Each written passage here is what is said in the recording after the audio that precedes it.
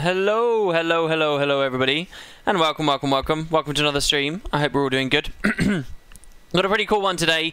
We're going to check if the demo is still live, because I don't actually know if they turned it off yet or not. I think they probably did, right? I mean, the login screen is still different, so maybe the demo is still live. We can get a little bit of a playthrough there. But a few cool things to show off for you guys today, as well as lots of expansion stuff. And lots of fun discussion and things like that. We're also going to be having a bit of a look at some incredible development efforts that have been going on in the background from a guy I think I first spoke to like 2 years ago, maybe a year and a half, something like that, on a different project that didn't go anywhere in the end. But with the expansion, he's sort of come around, he's been poking around, he's been doing some really cool stuff. And so, if you guys are keen on graphics for Guild Wars and improving the way that things look, this stream should be very cool. I'm going to do a proper YouTube video on it later, so this is sort of preliminary prep style behind the scenes stuff you guys are going to be getting here today, but it should be really cool. Also, as far as I have tried, I've got like 5 hours sleep between last night and tonight. It's been a bit flat out here, but I have tried to fix and sort all the stream stuff, so no more shitty frame drops. And I hate that the demo while it was up was frame drop mode, but between the last 19 hours or whatever, I did take a little bit of time just to sort of spruce everything up. We've got sort of a Path of Fiery version of the way that the other streams were. I learned some stuff when making the post-show. I learned how to make borders around things like painterly borders using masking, and I learned setting up image slideshows and stuff like that. Audio is a bit off. I think he hit puberty. I think he has a sexy voice now. Okay, I still don't have my other microphone. Yeah, this is just a headset mic. This is the Sennheiser Game 1. That I'm using today, not my regular mic. I sound like I hit puberty, do I? Maybe I'm just a little bit croaky because I'm a bit... This is the sound of exhausted. Exhausted is puberty sound, apparently. That's how I'm going to sound today, guys. Plus, it's a big, horrible, echoey room, and I haven't pulled the curtains or anything, which usually dampens a little bit of the reverb. You still sound sexy, WP. Thank you. Thank you very... Oh, that's so kind of you. Oh my god. $2 mic. It's actually like a very expensive headset. Dare I say overpriced? I don't know. I like it. It's alright. It's not my favourite Sennheiser headset I've ever had. Anyway, yeah, so we spruced some of the stream stuff up. We did some extra bits and bobs. It's good to see you all. It just deepens my voice. Pubescent equals sexy. Ooh. Refresh it. Sennheisers are no jokes. Can you pull the mic a tiny bit away from your mouth? It's still popping a little bit. Okay, cool. It's already quite far away from my mouth. I've just moved it back a bit. Yeah, no, apparently we're getting held to a very high standard here, Professor N. So we've got to be deadly careful. You know, I realised something in my content last week. I don't know when it happened, but I think, and this is in no way to, like, I feel like I can't talk about this without looking like I'm devastatingly attacked, and I'm not really. This is just an observation. It's a defensive observation on my part. But, it never used to be that on my channel people would like hound me for daring to do something a bit different. So, but that seems to have happened weirdly. It must have been over the part. It must have been since Wood and Potatoes 2 became a thing, and I use Wood and Potatoes 2 now for random videos instead of Wood and Potatoes 1. But so during the coverage last week, I put up a video. I put out 3 videos in a day, 3 proper normal videos in one day. There was like a patch video. And then there were 2 expansion-related videos. It was like 3 proper videos. And then I put up a 4th video. Or the 4th one was actually the 3rd. And that video had no commentary in it. It was just of the character select screen, which I thought was quite cool, and I was super hyped by when I saw it. And I knew it would have no value by the time the demo came out, so I was like, look, I may as well just share this with people. And I was thinking, should I put it on Wood and Potatoes 1 or 2? And I thought, this is cool enough, I'll put it on Wood and Potatoes 1. And it took... And that was a project I'd been working on for ages, right? Because rendering out a really long video, I wanted a high quality and blah, blah, blah. I was actually trying to upload a 10-hour version via Muxing, but then it got too big. And anyway, it was a thing I'd been working on for a long time. And just about 2 hours before the upload finished, all the servers went down. So I was like, oh, that's really funny, actually. The servers are all down. Everyone's essentially just looking at a character select screen. So I'll put in the description, oh, congrats, my EU buddies. And I left it there. And I thought that was perfectly fine, but people really hated on that video. And I, like, proper got hounded. I guess people were just holding me to a really high standard. How dare he put out an hour-long video with no commentary? And that's the first time I've ever experienced that. I don't know where that came from. The only other thing I can assume is maybe people thought I wasted an hour filming character select instead of elite specializations, or people thought that... I don't know what people must have thought. But yeah, it was a bit of a weird one. And like I say, that is literally just an observation. I'm not all butthurt about it. It's perfectly fine. But it's a defensive one. That is the first time I've really experienced that, where people just, like, do not lighten up anymore. Do you know what? Like, I would never... Well, I don't know. Anyway. Why don't they just not watch it? Well, because I guess people just clicked it and they thought it was going to be... I mean, I wasn't clickbaited or anything. It wasn't like, ooh... It was literally, I just said, this is the character select. And the other thing I wanted to use it for was a resource for people if they wanted it for competition entries. It kind of has a watermark over it anyway, which is a bit shit, but yeah. Anyway, sorry guys, you're not even looking at the friggin', you're not even looking at anything. Let's go in game. Hi. Check out the animation. See, look, I sorted some stuff out on OVS. Let's look at that again. Whoosh. Oh, baby. It's good, isn't it? Don't you guys think? Oh my gosh.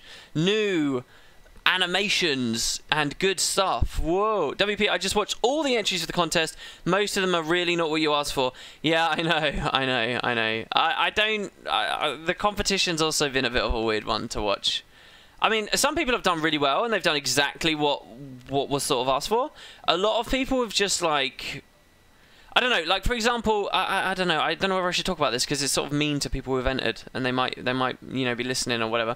But just as an example, I explicitly said, you're probably not going to win if you title your video Wooden Potatoes Contest Entry. The point is to grow the scene. I don't give a shit about you saying, I don't need you to plug or shield my channel or whatever, right? Like, that's not what this is about. I want to grow Guild Wars 2. I don't want 100, you know, little minion-y videos out there that are saying, oh, Wooden Potatoes is the best. I don't want that. It's not about me. It's about growing the scene. And I emphatically said there on the page, don't title your video Wooden Potatoes Contest Entry. Well, you can probably imagine why I'm talking about this right now, and what people have been doing. So, I don't know. And then the cheating and stuff. The cheating is the genuinely upsetting thing. The amount of people that have tried to cheat and just troll and just been dicks, basically. But, I mean, it's fine. Oh, you think people just blindly submitted without even reading the terms and conditions and stuff? I mean, I kind of understand because there's a huge website and it's a 40-minute video explaining it all. So maybe they didn't watch it all, maybe. But I mean, if you're not going to put in 40 minutes of effort to learn about the competition, then how the hell do you expect to win the competition? People are going to spend a lot more than 40 minutes not just learning about the competition, but actually making their thing, right? If you're that lazy, it's that thing of, it's like, why would you... Oh God, I should stop. But listen, guys, if you're going to do something in life, go big dick with it. Really. What's the point? It's sort of, what's the point in doing it if you're not going to do a good job? I really do believe in that. This is just a cliche thing to say, but... Anyway, look, I'm very happy to everybody who joined. Please, for the love of God, don't let this turn into me whinging at the awesome people who at least put in some initiative and went for it. For the love of God. They don't play to win. It's just 50 GME places, I think. Well, I think a lot of people just put in placeholder contest entries as well, hoping to update them as time goes by. And so, yeah. All right, anyway, look. So I wanted to show you guys something. I wanted to tell you a story. We've got some more people in here. Because I really am quite fascinated by this. Hold on. Let's go to character select. Hold the phone. Let me check here. Can I load into the demo? Is the demo... It is still up. The demo is still up. Oh, snap. Okay, cool. We're going to play the demo then more. I did a lot of recording as well of Guild Wars 2. Shit, man. They did it right through Monday. What legends. That's really good of them. I did a lot of recording. Oh, you guys haven't even been here in the game. Oh, you've been missing on that beautiful Mistlock Sanctuary music.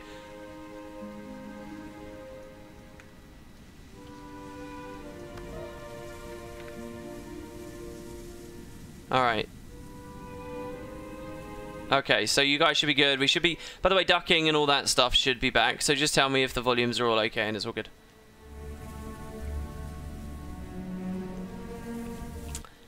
Okay, cool. Demo comes down when the staff comes into the office, I assume, which is probably in like an hour or so. This is going to be like the last hour of being able to play. Alright. So, anyway, this is Path of Fire, obviously, as you guys can see. But you might notice that things are a little bit different looking at my client right now.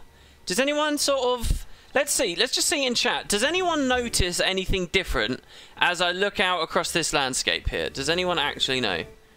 Oh, I did a couple of other things as well. I turned off notifications coming in from one viewer host. I get that some people were getting hard doing that. Oh, what? No!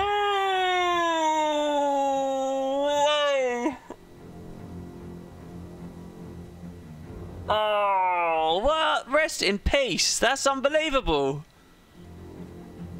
Oh my god. Well, we got about 2 seconds of the goddamn thing.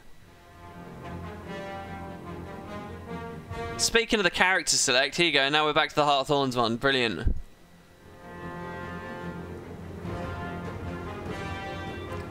Great.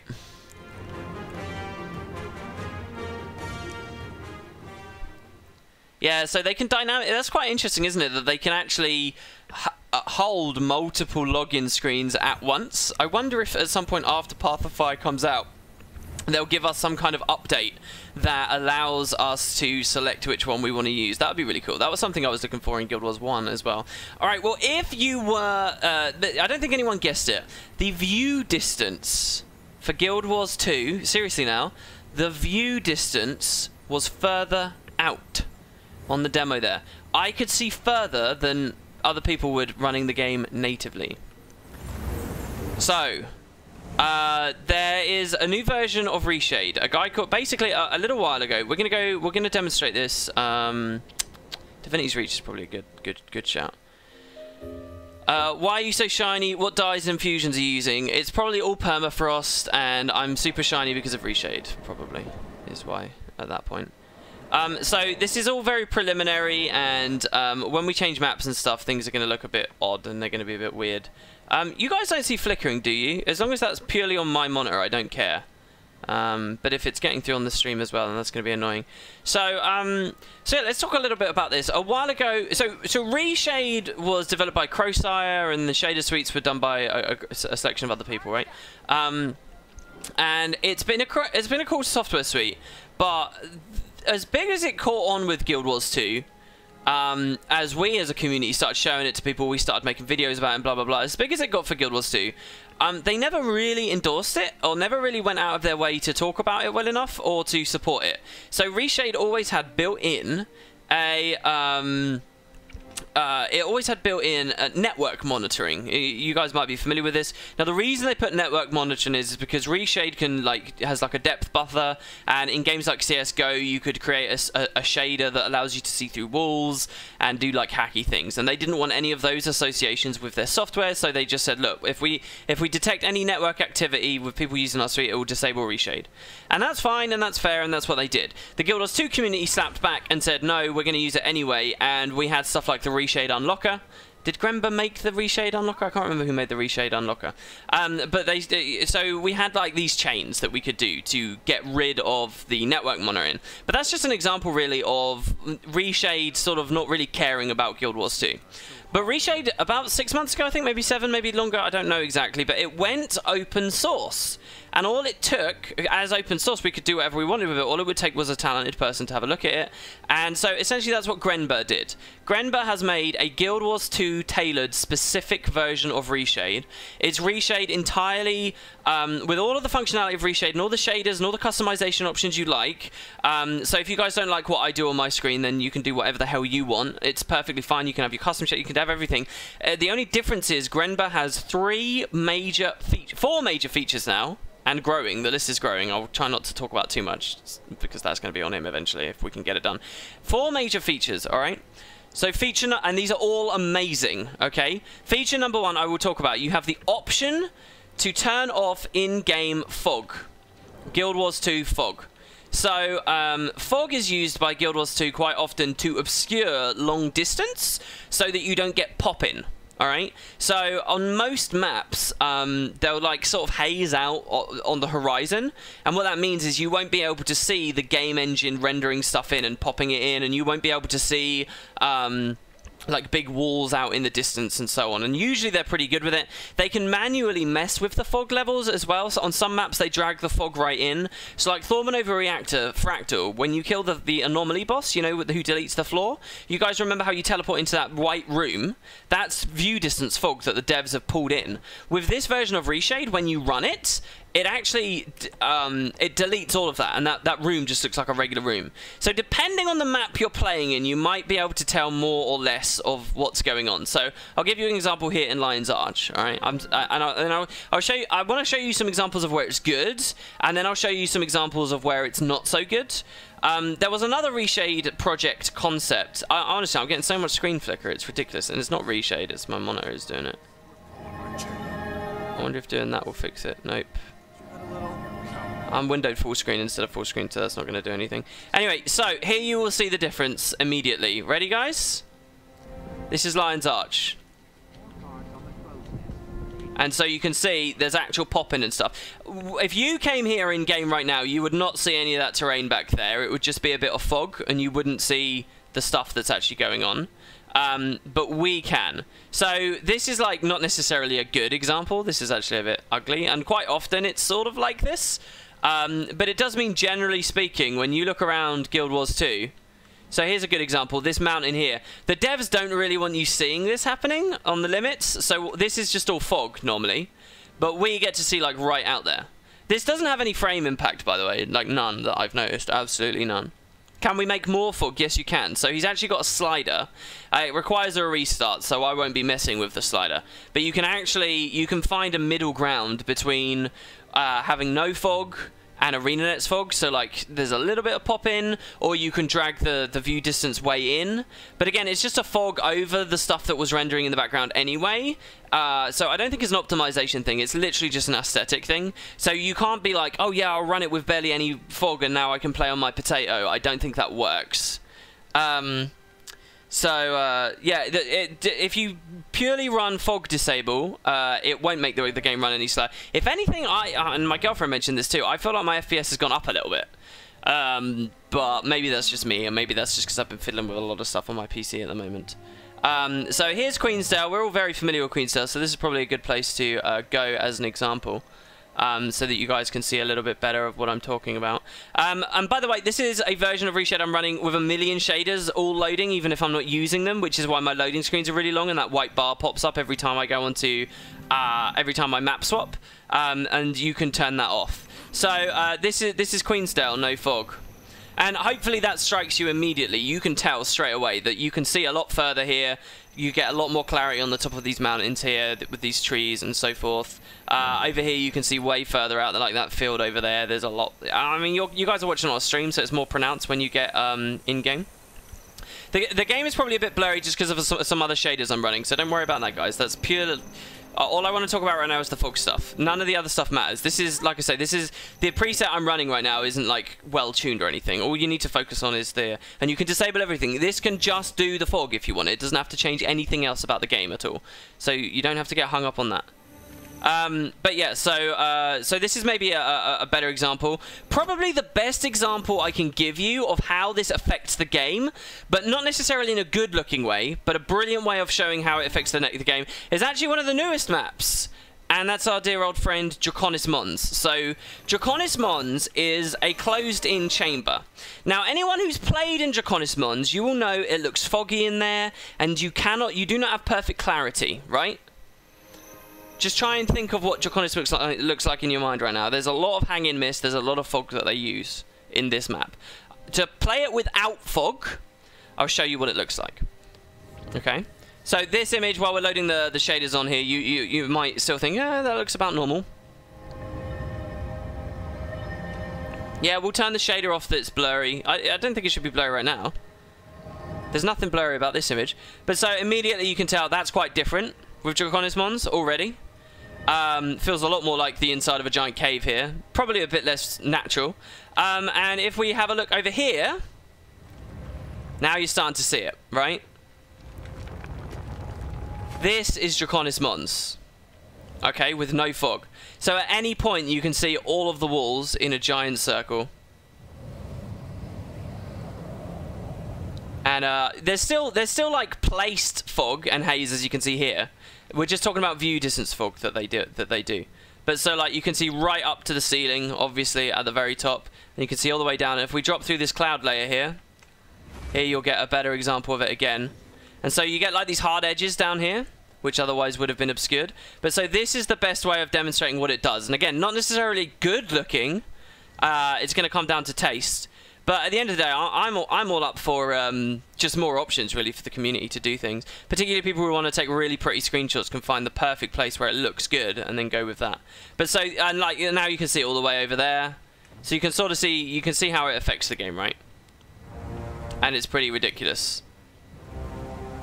So Verdant Brink actually looks pretty good. Depending on the map you go to, you'll get very different effects. So like Auric Basin is quite striking as well, and also in a bad way. Unfortunately, the really striking ones tend to be in bad ways, or interesting ways at least. Where can you find this new version? I'm not going to release it just yet because I want to be 100% sure that Grenver is ready for people to go to it, and I will release it at the same time as I make a YouTube video on it, because we've been talking. I've been testing it basically for him. But so this is Verdant Brink. Quality armor. Thank you so much. And so Verdant Brink looks pretty good actually, I think. And so you can see like way off into the distance.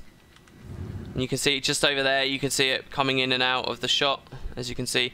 Weirdly, like there's like a fishbowl thing. If you look at something directly on, it actually pulls the draw distance back. But if side on, you can see it. I don't know what that's all about.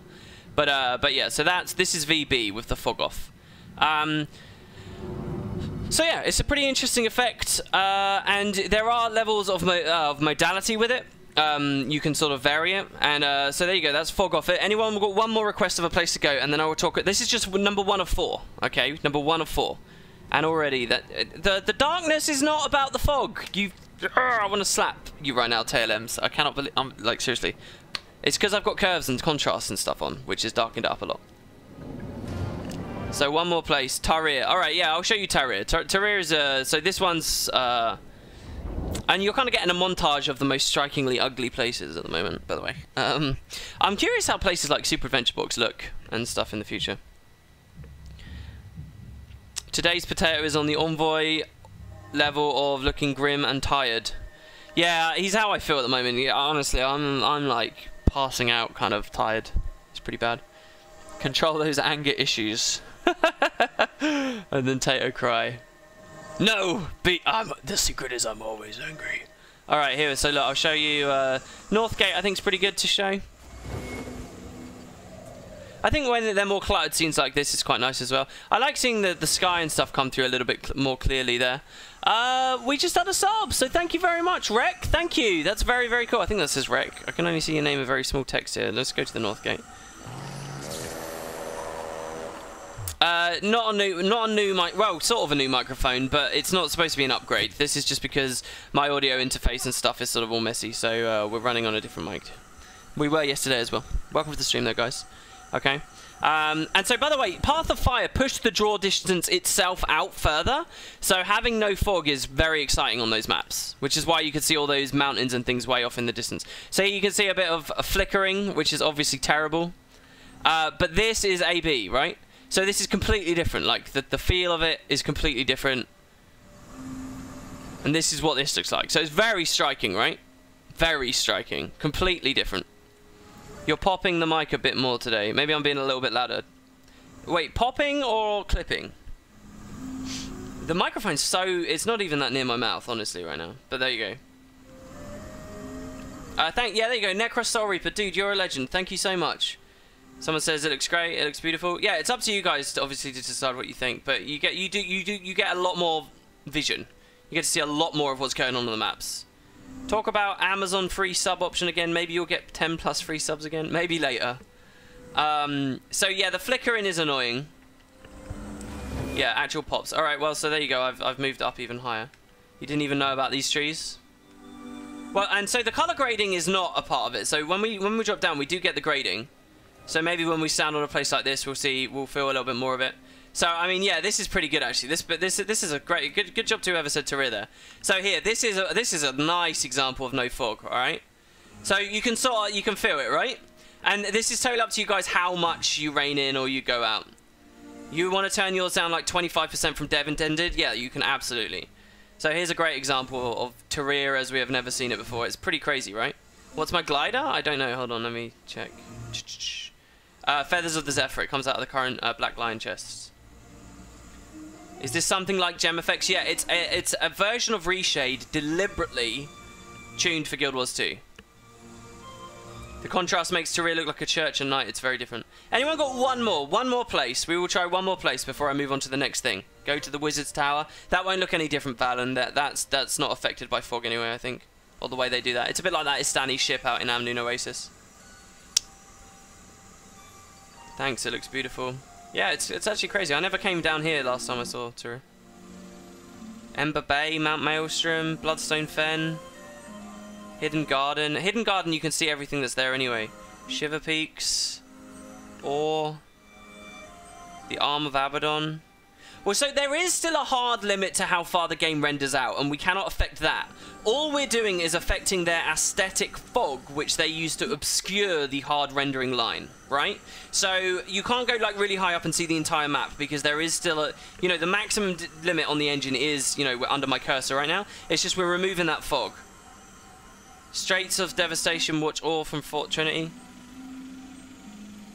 Siren's Landing, Plains of Ashford. I'll just go for the last one that was on the list. I'm sorry, guys. I'll just go Plains of Ashford. What, like an open field or something, I guess, maybe? Maybe we can do the Harpy thing? I don't know. See, maps like this might not even have that much fog on them. Maybe we can do the Harpy thing in Diessa. Oh, Timberlines are good. Actually, let's go Timberline. I'll show you guys Timberline. Oh my god, we had a another. Wait, what is that? I don't even know. Oh my god, is that a donation of £30? Am I looking at that right? What the hell? Contributing to pizzas for UWP? Northern Echo Station. That's a good pizza meal you just contributed to there. Dude, you're a legend. Thank you so much. Wow. That's so nice of you. Thank you very much. Wow. Alright, so here you go. So this is Plains of Ashford. This is more typical of what you would usually get, right? Now, this is different. You guys might not see it on the stream. You might not realise. But it is different. There is less fog. And you can see further out. And you get these sort of straight, clear lines of vision along, right? And again, I apologise for the weird flickery stuff. But you see that mountain popping in there? We only noticed that because the game by default would have fog covering that. So you can sort of... So there you go. So it's sort of a personal preference thing. In my opinion, it definitely is. I don't know why it's flickering white. It's weird. It's just my other shaders, I'm sure. Alright, and the other thing people wanted was... Oh, God, I've forgotten it already. Oh, Timberline. Yeah. So, like, Timberline... And I already know where you're thinking of. You're thinking of, like, up here, right? Thank you. Seriously, Northern Echo Station. Jesus Christ, £30. Thank you very much. And yeah, my eating and my health and shit has just gone way out the window since I've been fucking crunching on this. I find it impossible to focus on multiple things at once. And all those healthy walks and things I was going on, it's all disappeared. It's just find some time for a little bit of sleep and to wash and stuff whatever is available in my face and then move on. That's my life at the moment. Alright, so here not too much of a difference, but you shouldn't expect one. Unfortunately, it's night time, so... Let's come up a bit higher. Show us the Bitterfrost Frontier Forest. That's interesting, because it does look quite, thingy. Can you do the vista in Siren's Landing that looks at the JP? So here you go, this is Timberline. Without fog. Okay, so all this over here, we wouldn't be getting. This would be fogged up otherwise. And I mean, obviously, there are reasons why the devs don't want you to see this to an extent, because it's like, you can't see any trees over there. If you take a second to squint your eyes and scrutinize it, it doesn't look that good. So, like, for screenshot takers, you have to pick, like, the perfect, you know, window. It looks like a data mined map. Yes, TailEms, it does, doesn't it? I agree with you 100%. It does. Yeah, so it's really dependent on area, I would say. And this is when you go, like, big dick on it, right? You can stay a little bit flaccid if you like. And you can, you know, put it to 25% or whatever. I would do the Siren's Landing one, it's just, I find it a bit annoying to get to that vista. It's probably easy. Not surprising that options like water reflection eat up a ton of FPS even when you can't see the water. Timberline actually looks worse. I mean, this spot in Timberline looks better in the day, and also there's other effects. All right, we'll oh my god, people have got so many places they want to see. It makes the game look like Skyrim. Oh, I'll tell you what. If you think this makes the game look like Skyrim, you ain't seen nothing yet. This is just the cherry on top for me, by the way. I told you there's 4 things that Grember is... It's actually insane. If I hadn't just blown all of my load on a different competition, I would be hosting a competition for this right now. I seriously would. Because I want amazing presets, because you guys, you'll have to see. Very soon. There's some very exciting elsewise that's going on here. I actually felt like I was playing like a, you know, like a really nice Skyrim ENB, right? I felt like I was playing, but a Guild Wars 2 equivalent earlier. Makes the game look like Skyrim doesn't really sound like a compliment. Oh, so edgy, Sebastian. Alright, anyway. What else do we want? I see Ink saying meh there. Inks has a policy, I think, of never augmenting the game in any way. Rat Assume's a good idea. Nobody asked me to do Rat Assume, but it's probably a good idea. Big views on this one as well, so. If there's a Reshade competition, Mina would have won. Is she good at that? Is she a dab hand at that stuff? Oh, Bitterfrost. Right. Bitterfrost was it? Yeah, okay. Alright, we'll go to Bitterfrost in just a second. I hope Grenberg sees this. He's given me permission to talk about it and all this stuff now. He's waiting on me to make a video, actually. So yeah, this is Rat Assume. And yeah, so now if you check out, we can see behind the cube. You guys should know this. You normally can't, like, those mountains over there, you normally cannot see. And to look behind the cube in this way, normally you cannot see. You cannot see all these mountains with such clarity from behind the cube. And if we glide along behind it as well. So, I mean, it definitely takes a bit of the atmosphere away. But this is, you know, this is what it is. Oh, and we got TP. Are we going to the jail now? We are, we're in the jail. It's like I've got that lighting bug. There's something else going on here. I think I've got a lighting bug going on. This is not the Reshade stuff, by the way. I already told you the talking bear isn't one of mine. Alright, anyway. Alright, jailer. Shush, jailer. Okay, and then finally a bit of Frost, and then we'll move on to the next feature. I feel like I'm doing the post-show again. And I want to spend due time on each thing, but then there's people being like, move on, next. Does it work for the storm cycle and Bitterfrost WP? I don't know, I haven't tested it fully. I've just seen what is capable, the fog thing. I don't know whether the storm cycle is view distance fog that they're playing with, or what. But there you go, so that's the forest. Jesus, this map looks really different. Wow. It looks totally different. Holy crap. Charged up. And again, the lighting and stuff is shaders. But jeez Louise. Wow. So remember, guys, different doesn't always mean good. There's a lot of people saying that looks awesome. Different, maybe it just looks different. But that's crazy. So there you go. That's Bitterfrost. I actually think I prefer looking back over there at Bitterfrost. So it's another option for our things, and Grenber's a legend for doing it. All right, let's move on. So feature number 2 is a small one I should have talked about already. Grenber's built-in got rid of the network monitoring stuff. He's just disabled that for Guild Wars 2 because so we don't have to run Reshade Unlock or anything. So for people that don't know, a lot of Reshade effects have can use the depth buffer. So stuff like God Rays and certain lens flares, I think, might. And certainly like depth of field effects, all of that kind of stuff, they use depth, the depth functions from Reshade. But many of those all turn off the second they detect network activity, which is whenever you walk in Guild Wars 2 or use skills and stuff. But if you're standing still, there's actually no network activity going on, which must be a big way that ArenaNet servers help to cope. Yeah, so regular Reshade was just turned off constantly. This version doesn't, so that's feature number 2. No more Reshade Unlocker. It's tailored for Guild Wars 2 and it works perfectly fine out of the box. So he did that. Feature number 3.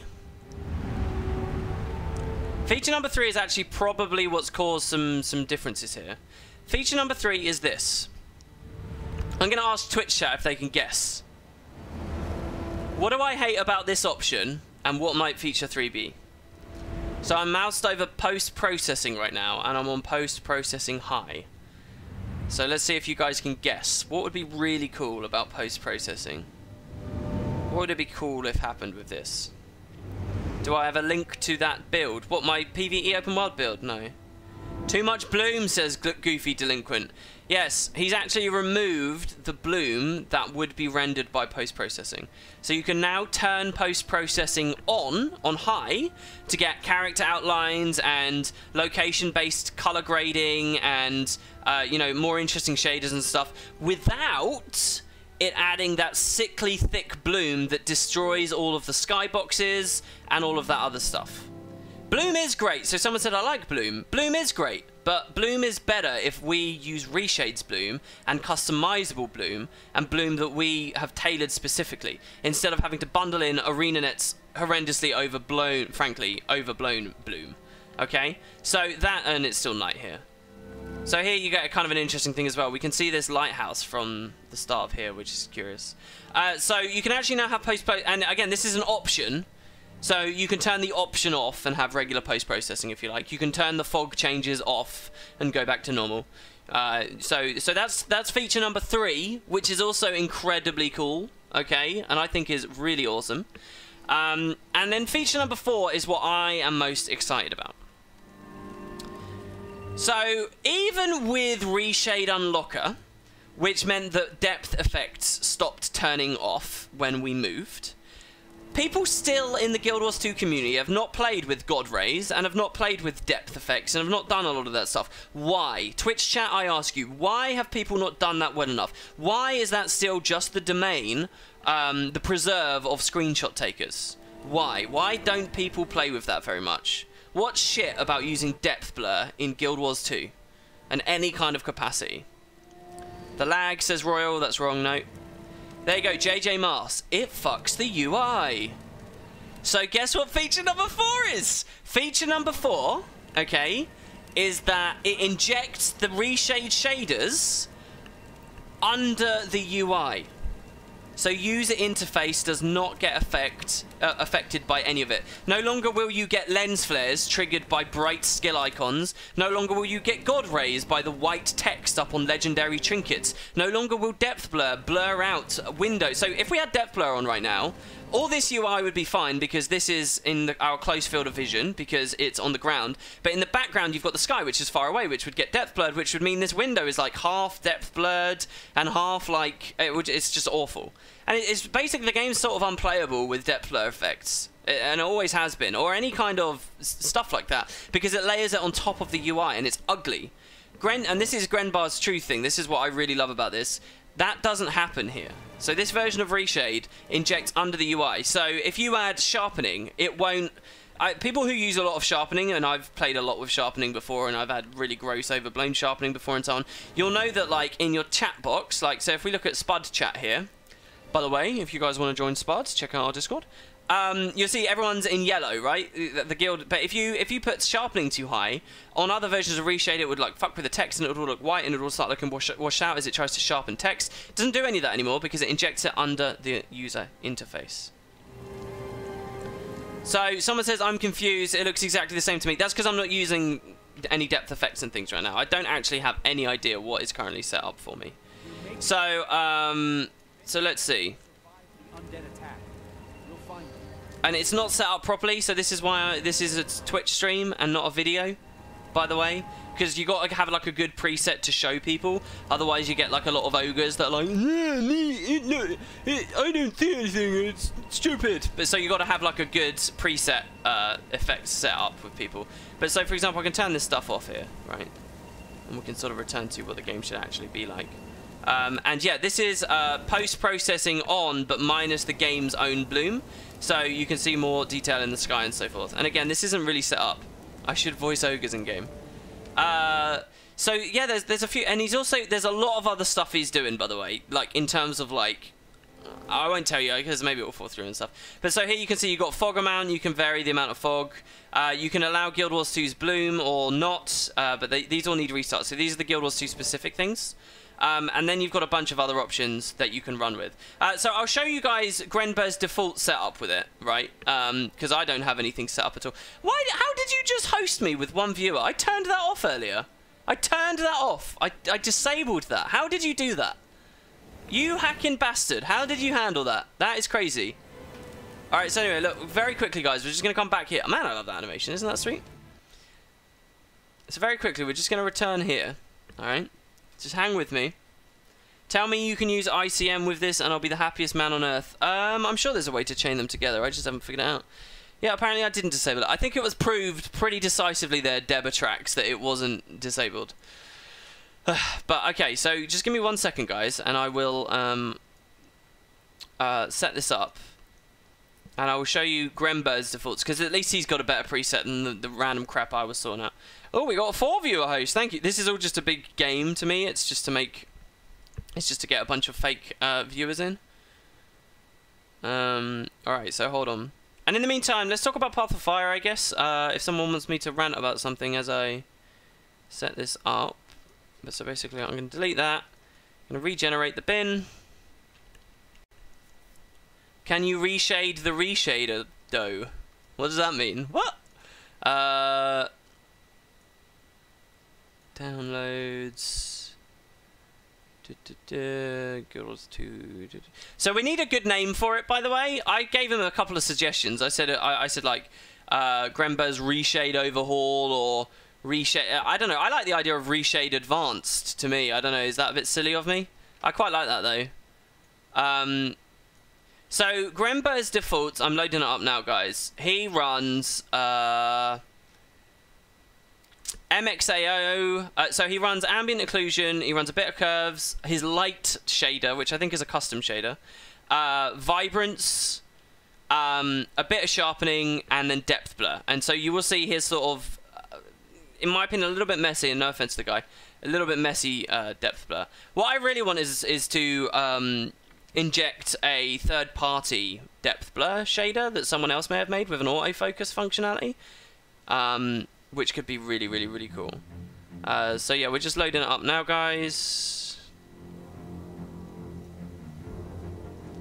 So WP.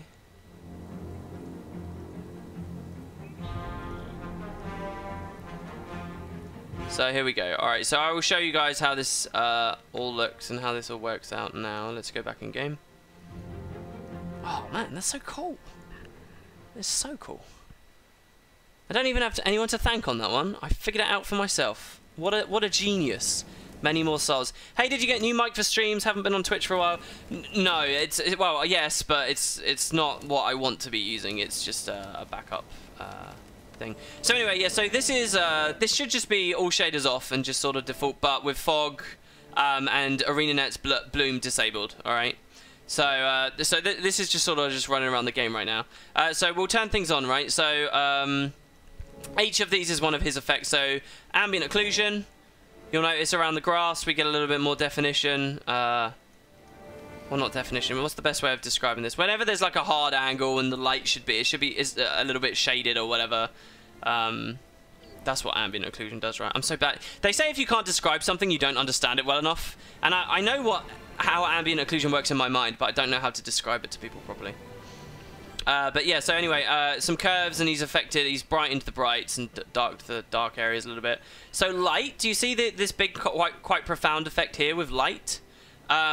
This is, I think, something that also hooks into Guild Wars. I'm not quite sure. But he's got a thing that can pull global... I'll just talk about it. He's got a thing that can pull global light out of the scenes and bump up object casting light. So if you're in a little room with a fireplace in some house in Queensdale, you can make that room like really dark, but the fireplace really bright, kind of thing, you know. And when I'm not talking about like bloom or whatever, I'm talking about actual light levels. So a bit of vibrance, just to add the color back in. A bit of sharpening to make things slightly clearer. And then lastly, we have depth blur, okay?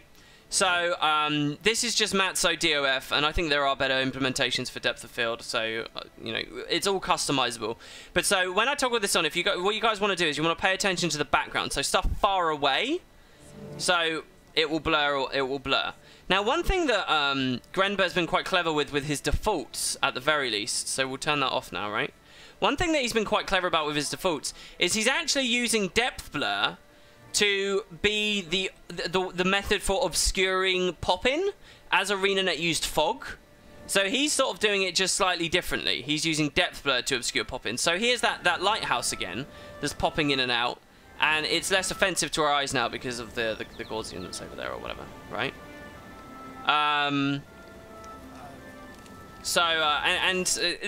This version of depth blur was okay, but the thing that you really want to pay attention to here, guys, that's totally different, is right now, okay, when we think about just the depth shader, right, there is no depth being applied near to us at all. But out on those islands, there is depth. So there's no depth on the tree, but behind the tree, there is depth, right? You can see it. So if I have an inventory window, on old versions of Reshade, this would be fine. But as soon as I move this inventory window in front of the depth applying stuff, it would apply the depth to the window because it didn't understand how to work with the UI. And it would be messy, and half of this, it was just unusable. And so what this screenshot may not aesthetically look that pleasing, but from a technical standpoint, and from a Reshade tinkerer's standpoint, and from someone who wants to affect the graphics and do fun things, this is like, this should get you horny. This is awesome. This is really, really, really cool. And so this is quite a profound thing, actually. I've spent so many days this week on Twitter, like, wanting to just post a screenshot like this and be like, oh, this is really cool.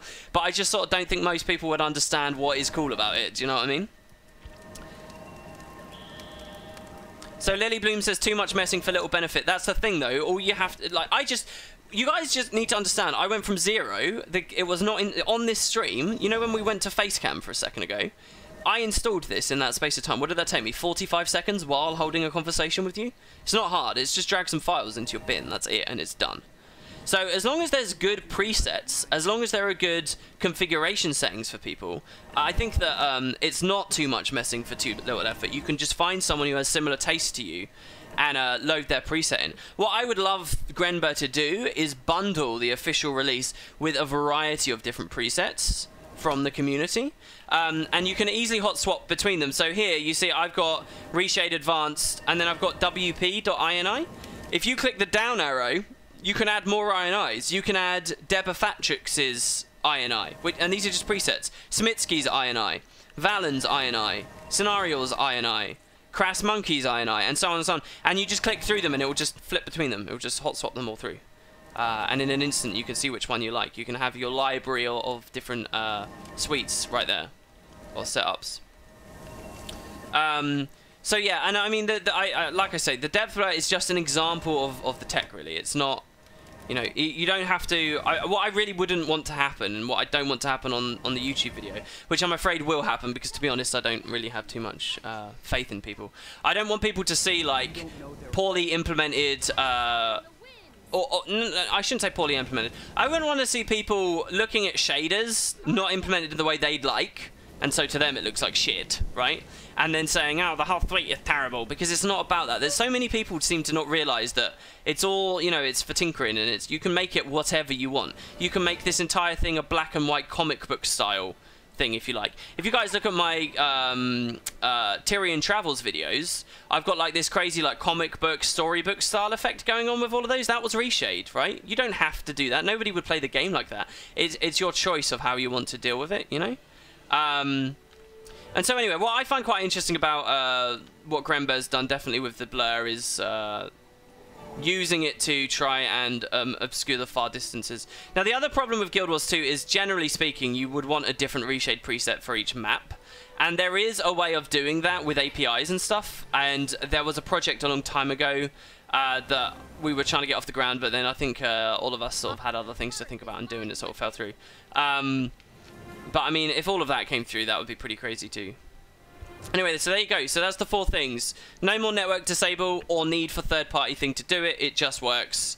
No more fog, or you can configure exactly how much fog you want to see in Guild Wars 2. Injecting under the user interface, that's the big one. And the last one... What was the last one? Oh, post-processing. It disables their native bloom if you want it to. So there you go. Remember, Reshade is not to make the game look better, but more how you wish it to be. Which will be better in your eyes, I guess. Our B-Boy, our valiant mod in chat, guys, is desperately trying to get 12 more subs. Because if we get 12 more, we're at sodding 600 subs, which is, I think, the most I've ever had on Twitch. I'm not a very good streamer, I don't do it that much. And that's quite wild. So, If you guys want to help with that goal, obviously that helps me. I think that unlocks more emotes and things for us. So, by the way, another thing as well that was really annoying. I just want to remind you how annoying these effects were to play with before. If we look in the sky, previously, if I press M to go to the map now, the Reshade wouldn't read this. And so the map would... we're looking at the sky still, technically. Actually, we're looking down. But anyway, it wouldn't understand. And so this whole thing would be blurred out, perpetually blurred out. And I can actually show you where that still affects the game. I can still demonstrate that to you. If you talk to a scout, it doesn't inject before the scout UI, which is very odd, I know. So, but I mean, certain implementations of depth blur can look really nice. Again, for screenshots and stuff. I think that one doesn't look too bad. I think that emphasizes, you know, it's when you got something really nice in the foreground, basically, you can sort of achieve nice things with depth. And obviously first-person games as well, that works really well. But yeah, oh crap, I forgot what I was going to show you. Oh yeah, scout, right? So I'll show you a scout. So Watchman Rebek here. And so now here as well, maybe it's a little bit easier to swallow seeing the mountains. Oh, he won't speak to me. What a dick. Where's the scout that will speak to me? The desert scout spoke to me, even after I'd finished all of his stuff. Or maybe it wasn't all of his stuff. Why am I only 99% done? Where's this last POI? I will not stand for this. Oh, that's the Lion's Arch POI, right? Okay, hold on, I want to get that, because I haven't done that yet. Where's Keel's new office? There's new stuff going on in Lion's Arch, right? To prepare for the expansion, Keel's airship has arrived in the city. There are lone refugees in the city. Ogden Stonehealer's in the city. And apparently, she's got an office now. I know it's in LA. LA's pretty big. Where in LA? Today's potato is pretty different. Yeah, it's cool, isn't it? This is actually a fan-made potato. If you guys want, I accept all fan potatoes. So yeah. God. By the way, if I'm really bad at speaking and I sort of lose my train of thought a lot today, I do apologise. It's a sort of tiredness. Holy shit, we did just get a bunch of subs as well. Fuck me. Wow. Inno64, thank you so much. 21 months in a row as well. That's crazy. Toro, Nobby, Rathiaus, and AJ1996. I'm guessing that's your birth year, and that scares me. Thank you so much, guys. That's awesome. And they all did that for free, by the way, just because they had Amazon Prime. As did Felixors there. It's near the Laurel guy. Okay, we'll go to the Laurel guy. You noticed that at the exact same time. What, that I wasn't 100% map complete? That's kind of interesting. All right, we'll go near the Laurel guy then. Again, like, I think that the depth looks... But, so, yeah, it's like basically a billion times more playable now. And by the way, it's not... So, depth... Things that use the depth buffer are not necessarily all depth of field related. So, depth of field, let's be very clear about this. What we're talking about when we talk about depth of field is like when you add like a Gaussian blur to the background to things that are not currently in focus. And so this implementation we currently have is just stuff really far away is blurred, and that's basically it. There's very little else going on. Works much better in first-person games than third-person as far as I understand, but there you go. Right? That's what we're talking about. But the depth buffer, right, which is sort of the underlying engine that allows depth of field effects to work, the depth buffer can do other stuff, right? All the depth buffer really does is it paints, it's like a thing that shows you, it designates what is close and what is far away, right? And so what you can do by hooking into that is any number of other effects. So like God rays. So you know when, imagine it's a fresh morning in a cool spring forest. There's mildew in the air and moss, soft moss on the ground. There's that sweet earthen after rain smell of mud.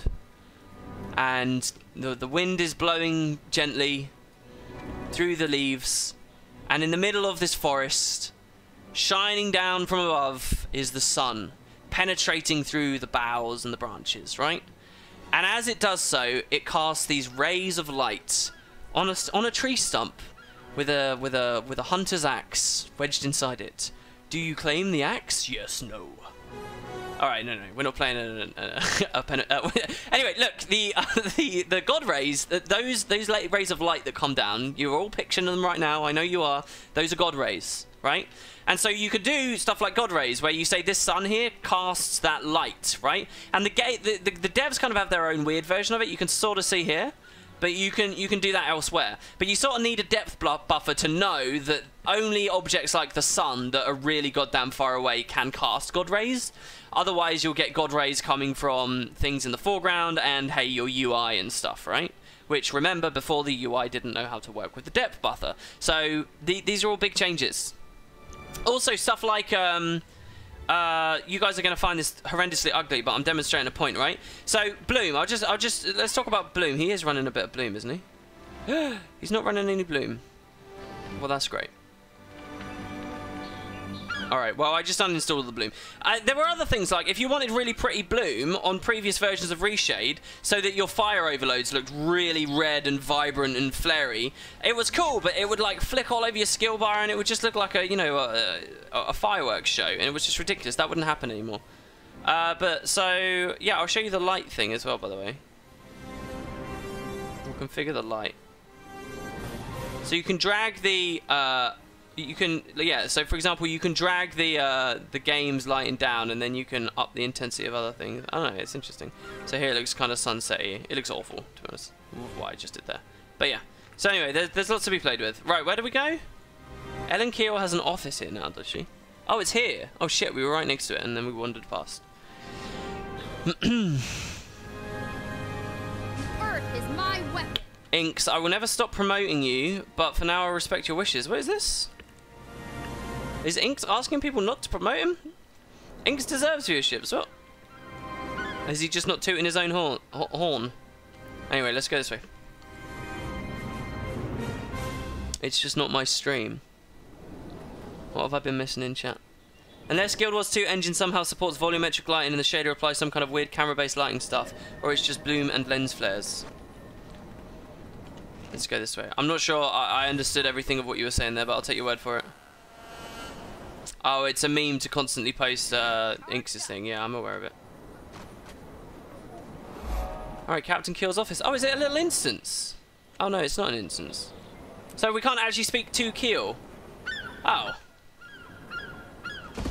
This is how out of the loop I am. So where's Ogden, then? I thought Ogden was talking to Keel. Is this a new building? This isn't a new building, is it? It's just a new POI that they put on an existing building? Is this new? I'm sure that this isn't new, is it? Void jump into the room? You can't. Void jump places you high up. You can't really void jump inside places. Ogden is in the one next to it. Oh, is he with these guys? The Order.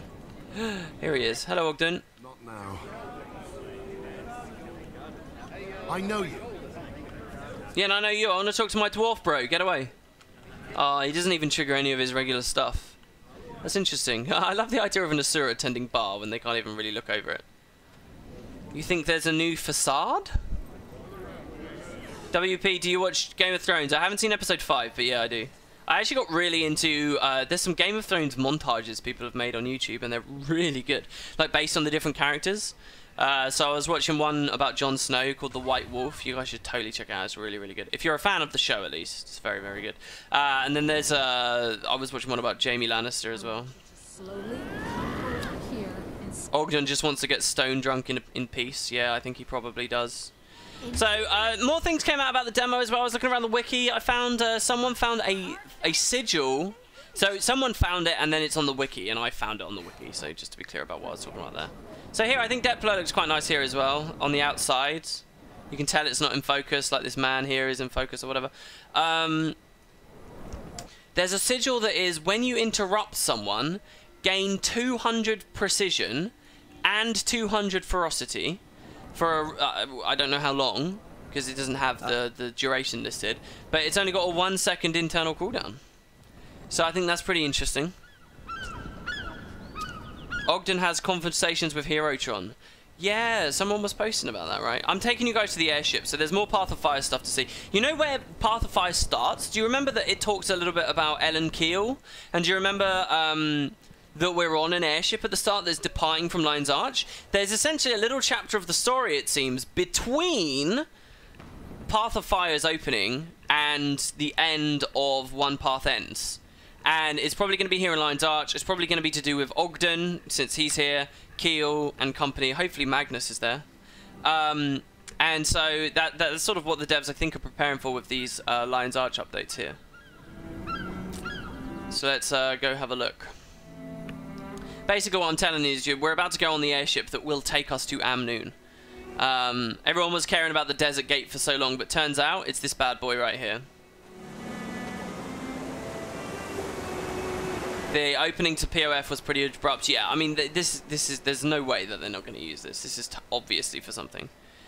So here is the, and I believe this is the same, genuinely the same ship that she got in Season 1. This is Fidus Foe Crush. He was with us. He's going to be an ally in the future. It's weird. It's like we know the future for a bit, guys. This is the dude that that had the extinguisher, I think, right? And he basically comes with us the whole time. He's talking to us right at the start of the instance, and he goes on. I don't know if Fidus has been in the game before now. I really don't remember. So then we got various line guards, and we got this ship. Yeah, so people were sort of arguing about whether taking the airship was the way they should have done it. I like the depth player here as well. It makes the windows look really good. I think that's super cool. That's a bit of a screen, isn't it? Don't you guys think? Maybe? Yeah, people were sort of arguing about it. I get the idea, right? If there's a God of War rampaging around, maybe we should go quickly. I sort of understand that. So yeah. Alright, anyway, wait. We're going to be doing a giveaway, guys. We're going to be doing a giveaway. If you made it to this stream, first of all, I just want to say thank you very much. You guys are legends. The viewership's gone up since the expansion announcement. It's all very cool, and I hope you guys have been having fun. Hopefully it's been entertaining, blah, blah, blah. To pay you all back a little bit for that, we like to do giveaways. B-Boy's going to be hosting one here. Okay? So, oh, really? Okay, I also want to be clear. B-Boy is, like, cunning. He basically got us, like, what, 25 subs yesterday? Something like that? I have not had, I swear to God, I have not asked B-Boy to do this. It's interesting. So the way he's running this giveaway, and I'm perfectly happy for it, this giveaway will only start when we reach 600 subs, apparently. So if that doesn't happen, he's not going to give it away. I like it. It's cunning, isn't it? Because it's kind of like, it's kind of gross, but I don't need to feel bad about it because B-Boy's running it. This is great. B-Boy, I love it. I love what we've got going on here. It's basically give me money or nobody gets... Yeah, it's sellout. It's sellout mode 100%, but I love it. We'll see whether this works. So we need... Oh, you guys don't have a counter or anything because I'm a terrible streamer. I don't like stuff like that, though. I really don't. Who wants to see... Oh, how many subs there are on the screen all the time? I think we need, like, 12 people, maybe, or something like that. Maybe less. There you go. Look, someone's fighting for it. The Fallen Saints. So if you have Amazon Prime, you can do this for free. So it doesn't actually cost you guys anything. It just helps the channel out. And both these two people that just did it are Prime people. The second of those being Lowly Police. Thank you very much, Lowly Police. So yeah, chat will love you if you sub right now. So yeah, go to the website. It doesn't look like we're getting many people in. Who's going to be the warrior that comes to fight? If you want, you can do a regular sub as well, but Prime is sort of the main thing. In exchange, you guys do get stuff. You get badges and things like that. MMOing says there are a lot of streamers that have their count up there. Yeah, I know. I'm trying not to be offensive to people. It's very hard. Personally, I don't really like...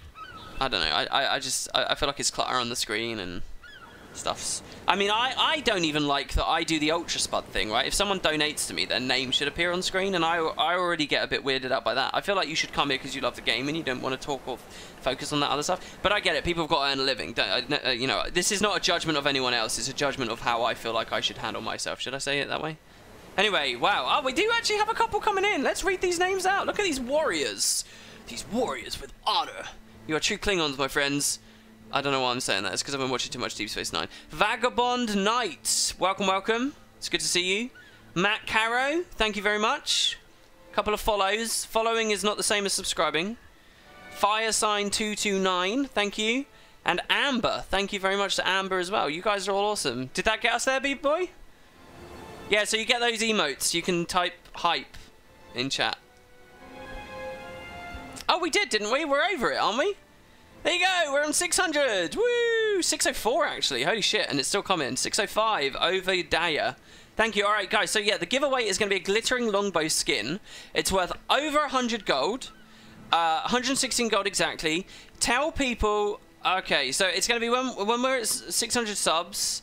And by the way, if you are a subscriber for this giveaway, to all of those people who just subbed to make this happen, you guys are going to get 10 times luck. So you're going to be 10 times luckier than everyone else on your chances, on your odds of winning the skin. 10 times luckier. So if you're sitting there in chat and thinking, do I want to? Then you can still sub in time to get your 10 times luck. At any point during this giveaway, you can do it. So all you got to do is click the button. It's on the screen there somewhere. All right, let's go back to the game. Thank you very much to Necro Predator and OverDR as well, just there as I was speaking. All right, so yeah, anyway, here's the airship. So we were talking about like which is the best way to get to the Crystal Desert.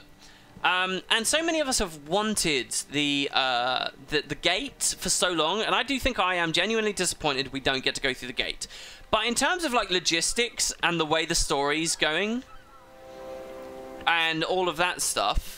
Oh my god, Times Lament just became a tier 2 sub. I think you're my only one. Thank you, Times Lament. Holy crap. That means 1,000 times. Actually, I don't think we can set that up. But that's so cool, dude. Thank you. And Radic, thank you. Oh my god, Phantom 1998. But logistically, like, there's a god of fire and war charging around, right, guys? And there's an Elder Dragon and this idea of Oblivion and all of that stuff. So maybe they should go for it, you know? And I can kind of understand all of that. So, in the end, perhaps it's the way to go. And it is exciting as well. I think it's much more cinematic to start with the airship. I've always liked airship sequences in Guild Wars 2 and stuff like at the end of Heart of Thorns. Let's go there, I'll show you. I'm curious what it looks like with all of this Reshade stuff going on as well. I can't believe the demo ended right as we walked in there. How sad is that? I haven't been to Dragon's Stand for like months. I like moments where they're doing more interesting things with the movement and the engine and stuff. I think that's cool. I really do. So, but it's always been hidden at the end of stories. Like where we're going right now is right at the end of Heart of Thorns. The other one's buried in a story instance we can never even return to, as well as being at the end of its respective story. So I just think that it's nice to be able to open immediately on the airship. I imagine like Johnny Jimwad, right? And Johnny Jimwad played Guild Wars 2 in 2012, got bored of the story, and never saw the airship stuff in the first place. And to him now, it's all fresh and new, and it's exciting that he's riding around on an airship, and it's got that extra level of polish there that is apparent. So I think that's all very cool. Okay, so it's a giveaway thing, right? It's a code. So all you have to do is type Spellbreaker. All you have to do is type Spellbreaker. All one words. Caps don't matter. I don't know whether that expressly means don't use caps or whether it genuinely means they don't matter. But yeah, I like shit like this. This stuff's all really fun. And if ArenaNet are going to put the effort in to implement it, then have it at the start. Do you know what I mean? Where you get sort of real bang for your buck from it. I think that's perfectly fair. Zeta Supreme, thank you so much, man. Welcome to the Spud Club. I hope you enjoy your emotes, your spamming abilities. Shit, man, we got 600 subs. I wonder how much that's going to drop off next month. Listen, guys, if you're watching the stream right now, all right, let's go bigger sellout mode here. Here we go. Anyone who's subbed right now and watching, all right, go get your mobile phone. Go on. I'll be waiting. I won't say anything for the next like 2 minutes. Just go get your phone, right, and tell me when you got it in your hand. I'll see you guys in a second.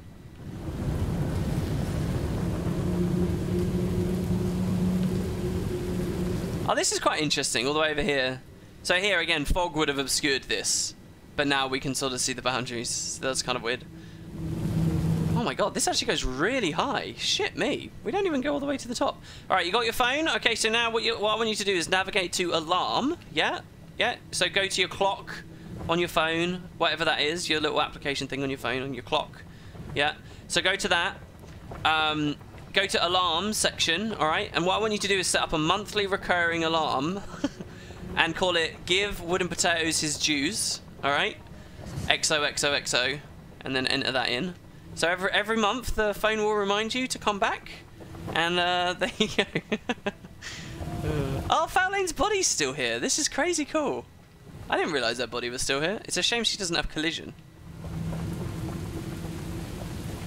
10 times luck to everyone with the Android phone alarm, as long as you give me your API key.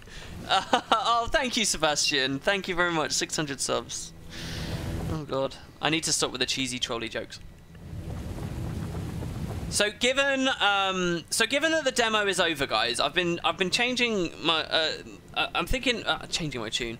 I've been gearing into some other directions and thinking about what do you guys think the demo was lacking? What did you want from the demo that's not there? I'm quite curious how people are feeling about this one, and try to refrain from going on about a ton of unidentified inventory discussion, because I really don't think that's that interesting. What sort of really struck you about the demo that you weren't expecting? But I want the bad, not the good, the bad. I want to hear the bad. Give me a lot of crazy, ignorant hyperbole. Let's talk about why Path of Fire sucks and doesn't deserve anyone's money. Oh, no, not... Yeah, elite specializations. Yes, it would be nice if we could play them.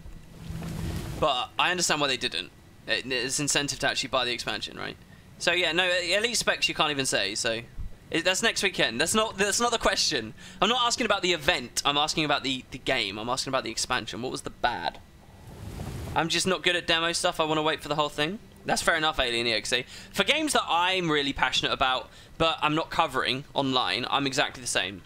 I've avoided Path or PoE. Fucking hell, this is going to be weird to balance too. I actually got linked into a PoE thread the other day on Reddit. Can you believe that? So I was going to... It's just... I'm getting bombarded with billions of things about Path of Fire lately. Path of Fire, Path of Fire, Path of Fire. And there was a thread that was Path of... And I was like, oh, okay, that's just more Path of Fire stuff. Let's see what they say.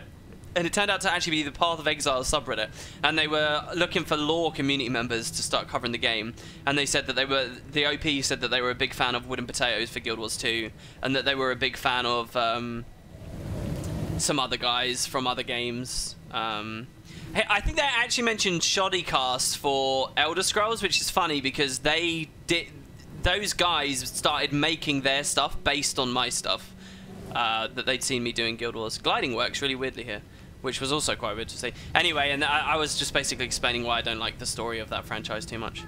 Anyway. The demo was pretty Resident Sleeper, but I rather play the actual expansion when it comes out. The demo did what it had to, but not more than that. So it didn't surprise you in any way? Almost every race I did ran into a Choya invasion, so that was annoying. Oh, you mean just the event timing came up? You can't dismount mid-air? That could be a gameplay... That could be a mechanical thing, though, Azza. See, so you can't dismount on a raptor in mid-air. That's fine. But if I told you you can dismount... And I don't know this, but if I told you you can dismount on a skipper, right? Mid-air, would you now be like, oh, okay, I understand, because that's the role of that mount. Do you get what I mean? Would that be okay? Because I like the idea of that. The more distinct each mount feels, I think that's fine. Guild Wars, plenty of fish. The maps don't feel like they have many events. Okay. Too much dead space, needs more events, forge patrols, etc. See, that's interesting because it's the first map of the expansion as well, right? And one of the biggest criticisms of Heart of Thorns was that it was too dense. There were too many maps. They went too crazy with it. Would you guys be satisfied to hear that the later maps, as the story crescendos and as things build up, the later maps are more, you know, heavy on events and aggressiveness and aggressive mobs? Is it okay to have a bit of breathing room on one map when they're going to be adding 5 at once? Oh, so what do we got? Who won? The winner is... Steins! Congrats, man. Congrats on your over 100 gold. You can't strafe on mounts. I understand it's probably intended, heavy feeling of the mount, but it makes movement feel kind of awkward. Yeah, I agree with that. I really like the mount movement, but I agree that does feel like you have less control on a mount. Maybe that's okay? So you see what I'm doing here. I'm seeing what your complaints are. I'm playing devil's advocate. And giving you shitty gameplay in the meantime. Let's like, what could I do that's meaningful in the meantime? I actually don't know. Because I'm just waiting one more day for Aurora right now. This is my main goal in game right now. I need one more day for this last thing, the Wayfarer's Henge. That's all I need. It's pretty frustrating. There are no meta events? There is a meta event. It was to do with coins and things at the casino. You loved when a bounty overlapped with a Gin Hero Point and a Veteran Sand Shark pack? The mount movement is immersive? I agree. You think the map will lack replayability? Is that a terrible thing? So like, it was, you know, this is my go-to always. Is Iron Marches a terrible part of Guild Wars 2 because it lacks replayability? Or is it okay that it's I mean, the scales are different. Iron Marches is just one out of many maps. This would be 1/5 of the maps lacking replayability. Is it also okay considering that they're going to be slam dunking more maps in instantly with Season 4, which is going to be coming right on the heels? Does that... I wanted to use the word sublimate there. Where the hell did the word sublimate come from? Oh, I've just realised with their new business model, we will never get this area of the world unfogged. Oh, that makes me so sad. ArenaNet? Why?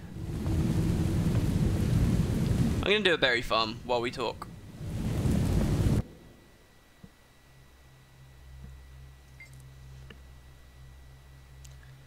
Glint statue in the Amnoon Oasis, wasn't there? Oh, could we already explore that area? Could we? Could we already explore that? Wasn't that in the Salt Flats? Oh, wait. Glint statue in the Amnoon Oasis. I thought that was in, like, the Salt Flats or something. Or the Prophet's Path or somewhere there. What about the vine-covered portal in Dry Top? It's still there. Yeah. Wait, is that actually a portal behind that as well? Maybe they forgot about that. I friggin' forgot about that, so I wouldn't be surprised if they did. I actually didn't like how mounts change up a lot of your setup. For example, I like to use look behind when looking behind the scene. It doesn't work when I'm on a mount, or at least the keybind has changed. Yeah, I found that free cam doesn't work on mounts. So right now I'm holding W, and then I'm going to go left click and drag. And it's and when I let go of left click, you know, the camera holds. On a mount, when I'm like this, when I release left click, it will do this instead. Have you guys noticed that? That was a bit frustrating to me. Let's berry farm with the new shader stuff on. These trees are so tall. Did we get any hints of a map meta and a world boss? No, we didn't. I think Path of Fire is going to be one of those things. Poor friggin' Guilders 2. It's probably going to be one of those things where there's a huge number of people in HOT who loved all the metas and all the aggressiveness and the high amount of events and stuff. That they loved that stuff, and they were quiet and they weren't complaining when HOT came out. And now in Path of Fire, they've listened to all the people who hated that stuff, and I can just see it now. Everyone's like, oh, the map's too empty. There'll be like one little voice in the corner saying, oh, I liked the relaxed exploration. This is what I've always wanted. And then they'll just get flooded with downvotes. And everyone will just be like hating that they've gone with easier exploration or something. I think just as long as they do a mix, that's all I've always believed. All things in moderation. Give us a big Dragon Stand style meta map if you wish, but pad it out with, you know, a variety of the other types of maps. Did you see Cormier's Alone in Design? Yeah, it actually looked quite Abaddon-like, right? I did see it. It was in a couple of places. If you're talking about her statue or her bust or whatever, I did. Damn, we don't have the thing. Hold on. We're going to use our OP Mistlock Sanctuary pass here. Meet a small voice in the corner, me when I stand up for the devs. I don't like this about the new Reshade as well. I should ask Grember about how to disable that. That seems like a simple enough thing that should be able to turn off. Because with the way Guild Wars 2 works, it reloads the shaders every time we hit a loading screen. And it would be nice if that didn't happen, or at least it hid the fact that that was happening. I don't need to look at that every time. Only once when the game turns on, and that's all. Oh my god, these are all the fractal guys. Jesus, this place is so good. Like, genuinely, they've got so many services here. They've proper power creeped these areas. It's actually nuts.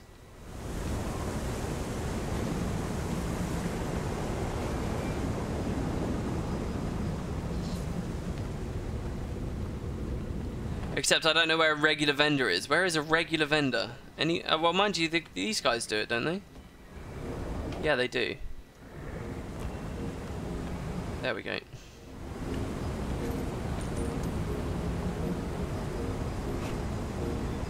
And so, how do I return now? What? How did they add the return option to the regular world?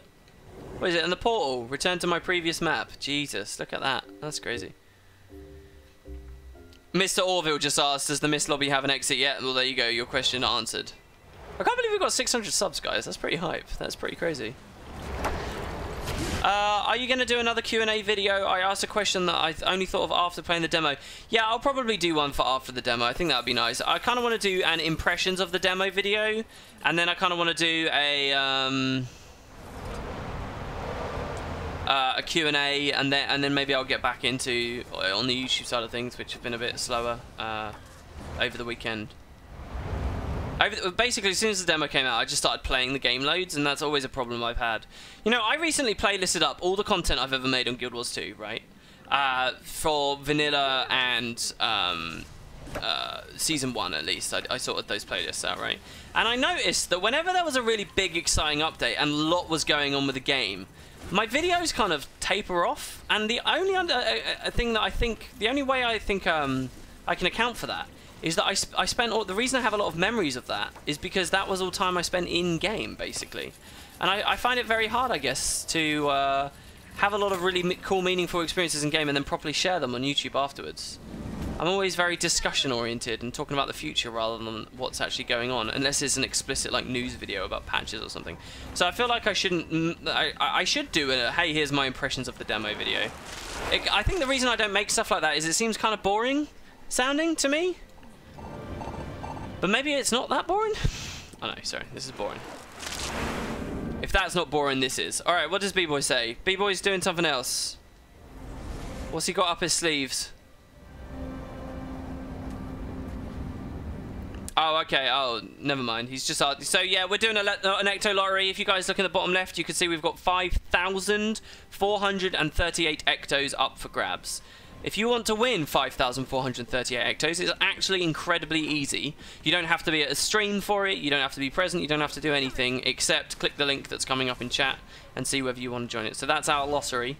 That funds the Black Line giveaways and things that we do on stream and spotted events and activities and all of that fun stuff that makes the community we've got as special as it is. So if you guys want to join in that and get rich while you do so, then there you go. The Spud Lottery, baby. The Mistlock Observatory is a map layer above the Tyrian world map. If you hit yes, yeah, they only added that recently. I know, but I wanted to go right back, not just to a bit of Frost Frontier waypoint. I wanted to go right back to the exact spot that I was at previously, which they also allow you to do. So it's pretty crazy. Glint's statue should be explorable here, says Praetorax, and he's given me a link. That's interesting. Were there two statues of her then in oh no, that is the self that's. I mean, comparing GW2's Crystal Desert to Guild Wars 1's Crystal Desert is kind of mind-blowing to me. Because it just feels so small compared to its older brother. I mean, it really does. It's quite shocking to look at. I've heard you can double-click the pass again to go back to where you were. Really? Why have they put that? There's so much quality of life on that pass. So if you're going to get anything from the gem store, guys, get that. It's Christ on a stick.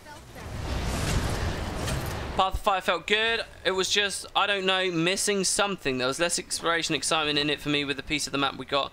But it was fun nonetheless. What do you think? Why do you think there was less excitement? Was it because you were moving through it really quickly?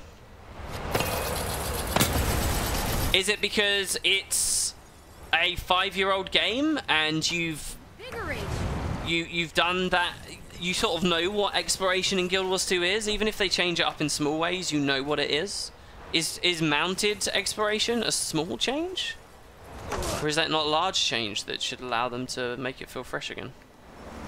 I don't know. I must say, one of my disappointments that only really became apparent after I played it a lot was how fast you move through the maps. And how small the maps ended up feeling, actually. I think that I really can agree with that. I did take the time to walk through the maps and take my time with it. And if you do turn off the mountain, you will realise, like, some of those sand dunes that you just, like, zip over on a mount, they're actually pretty crazy. They're the kind of distances and gaps and things that the core game would never get away with putting in a map. Because it's just too content empty, you know? So I don't know. You remember what I said before about how it's not... Bigger maps aren't actually exciting. It's mounts that are exciting. Bigger maps are only there to facilitate the existence of mounts in as a meaningful travel option, right? Because the bigger maps means, you know, less content density, right? I think that really... I understood sort of the idea of it before. Bit of Frost looks awesome here. That is cool, right? Except the weird bugginess and brokenness over there. I think I only just sort of come to appreciate that stuff. You're all crazy, says Inks. Well, the thing is, I've expressly asked people to be negative in chat today, which usually I don't like doing. Because I think it's interesting to get the devil's advocate voice out there. Please, nobody come away from this stream with some weird perception that the Path of Fire demo was terrible and everyone hated it. We're basically all playing devil's advocate here, as far as I understand. The internet has a weird way of making you think that you've got a billion people agreeing with you, or everyone thinks one way, but they don't. This is just a small little thing. What on earth is this? Oh my god, Maltreads donate. You guys, listen, I don't know what it. Well, maybe it's just because the demo's out. Wow, Maltreads donated £18.17. Money that I absolutely do not deserve. Neither did I deserve the donation earlier. Holy crap. Hi WP, I have been following you for a while now. Could it be 6 years already? Question mark, exclamation mark. And I just wanted to thank you for all the work you do. It's always nice to hear you talk about the game, how enthusiastic you are about the changes. ... Thank you. Oh, dude, that's so lovely of you. Thank you very much. That's so awesome. If you've been watching me 6 years and now you give me 20 quid, I think that's pretty damn cool, dude. If everyone did that, I'd be buying a private island right now.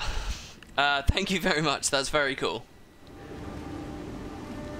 What, the size of POF maps? Way bigger than hot maps, I hope. Yes, they are. They are much larger, but you travel through them much larger. And so you realise, like, I think the community starts facing sort of questions designers have to ask themselves, right? Like, what's fun in Guild Wars 2 is, oh, I want to move faster. I want my 25% passive. I want my 30% passive. I want to blink. I want a balls rush. I want to use my leaps. I want to faster. I want to mount so I can go faster.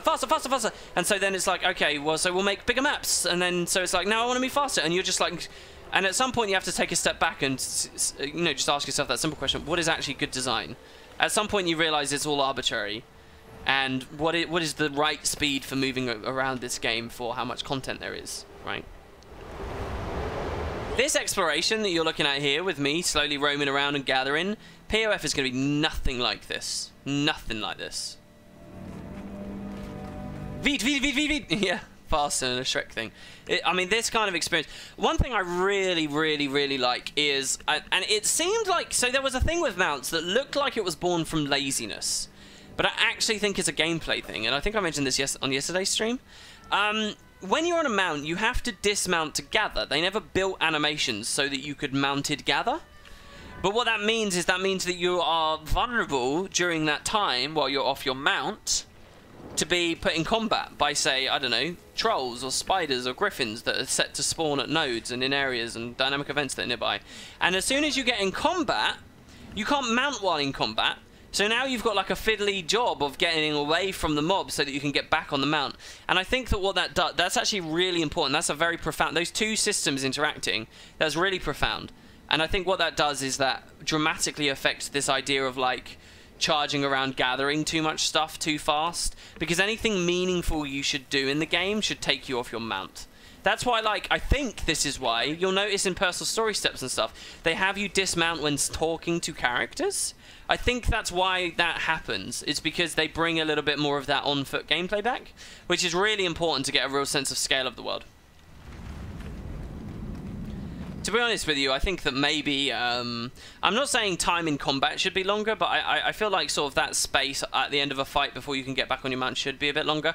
Most MMOs like put really long cast times on getting on mounts to try and keep that balance of on-foot versus mounted at bay. But ArenaNet are always just ferociously nice, right? They're always just like unremittingly just pure pleasure, pure convenience all day, every day, baby. And they throw caution to the wind with it all the time. And I think that's what you see with mounts as well, right? There's no long cast time to get on a mount. There's no like holding in place while you get on a mount. You can run around while you're getting... all they've said is no mounting while you're in combat. That's all they've dared to say. The rest of it's all just fair game. And I think that that's going to be interesting because that's going to mean that there's a lot of mounted experience of traveling around. What I found from the demo at least feels like it is a big part of Guild Wars 2. Just my impression anyway. No rocket boosts? Yeah, do you know what? I actually picked NG earlier on the stream because I wanted to play with the new rocket boots and then I forgot about it. So you've just reminded me. I'll equip it. I also want to show you guys Minesweeper. I love what they did with NG. I really do. I think it's very cool. What Reshade preset am I using? Sort of Grenbear's defaults at the moment. Not a real preset. I got a donation, did I? Oh my god, I did! Oh, I'm so sorry, Pretorex. I was rambling. £20 for 6 years of content. Hashtag worth it. Hashtag WP for president. I don't know about me being president, but thank you for putting me one step closer to my private island, Pretorex. Thank you so much. That's so cool, dudes. If you've seriously been watching 6 years as well, yeah, that's legendary. That is so lovely. Thank you. Hey WP, I like the mounts and the increased size of the maps. I just hope the bosses are more difficult than what I've seen in the demo. Yeah, I mean, so I won't contest you on liking the mounts. I think that they've been a smash success. I think everyone's loving the mounts right now. As for difficulty of the bosses and stuff, I think and this is something believe me, I toss and turn at night in my bed, struggling with this. I think you're asking for trouble if you want the core story to be challenging in any way. And that's a very cynical thing that I just said, but I sort of believe it. If you're an active player anyway, if you know anything about making builds, because people in Guild Wars 2 just don't know how to play, and with the way that they've done their business model and stuff, they're looking to get new people in. Obviously, they need it to be accessible, and they have to balance it so broadly that I don't think you'll ever find anything really meaningful in personal story. I think in episode 6, we saw in One Path Ends, we saw the Lazarus fight, and we saw all of like that bullet hell stuff going on. I had an interview with the devs where they said they were going to learn a lot from the fractals and the raid teams for personal story instances to make more interesting bosses, and I think that's a beautiful, noble endeavor. I think that's really cool. I think that's exactly what this game needs, and it's great. The floating mountains are really weird. I think it's great, right? But I don't think that they're really going to be able to push it any further than what we saw in One Path Ends. I just don't, because even One Path Ends, and again, I hate that Reddit is always taking the brunt of this. It's just because I browse a lot of Reddit. I saw a thread about Guild Wars 2 on the Guild Wars 2 subreddit, where someone was like emphatically, truly, desperately claiming that it was way too hard and it was impossibly difficult and it was the most broken thing ever, and the devs didn't know what they were doing, and how could you be asked to defend Lazarus when he has all of this health and there are so many, not Lazarus, sorry, defend Livia when there are all these mobs coming in, and it was just going on and on and on and on about how hard this guy found it. And my experience of that, I played it 3 times.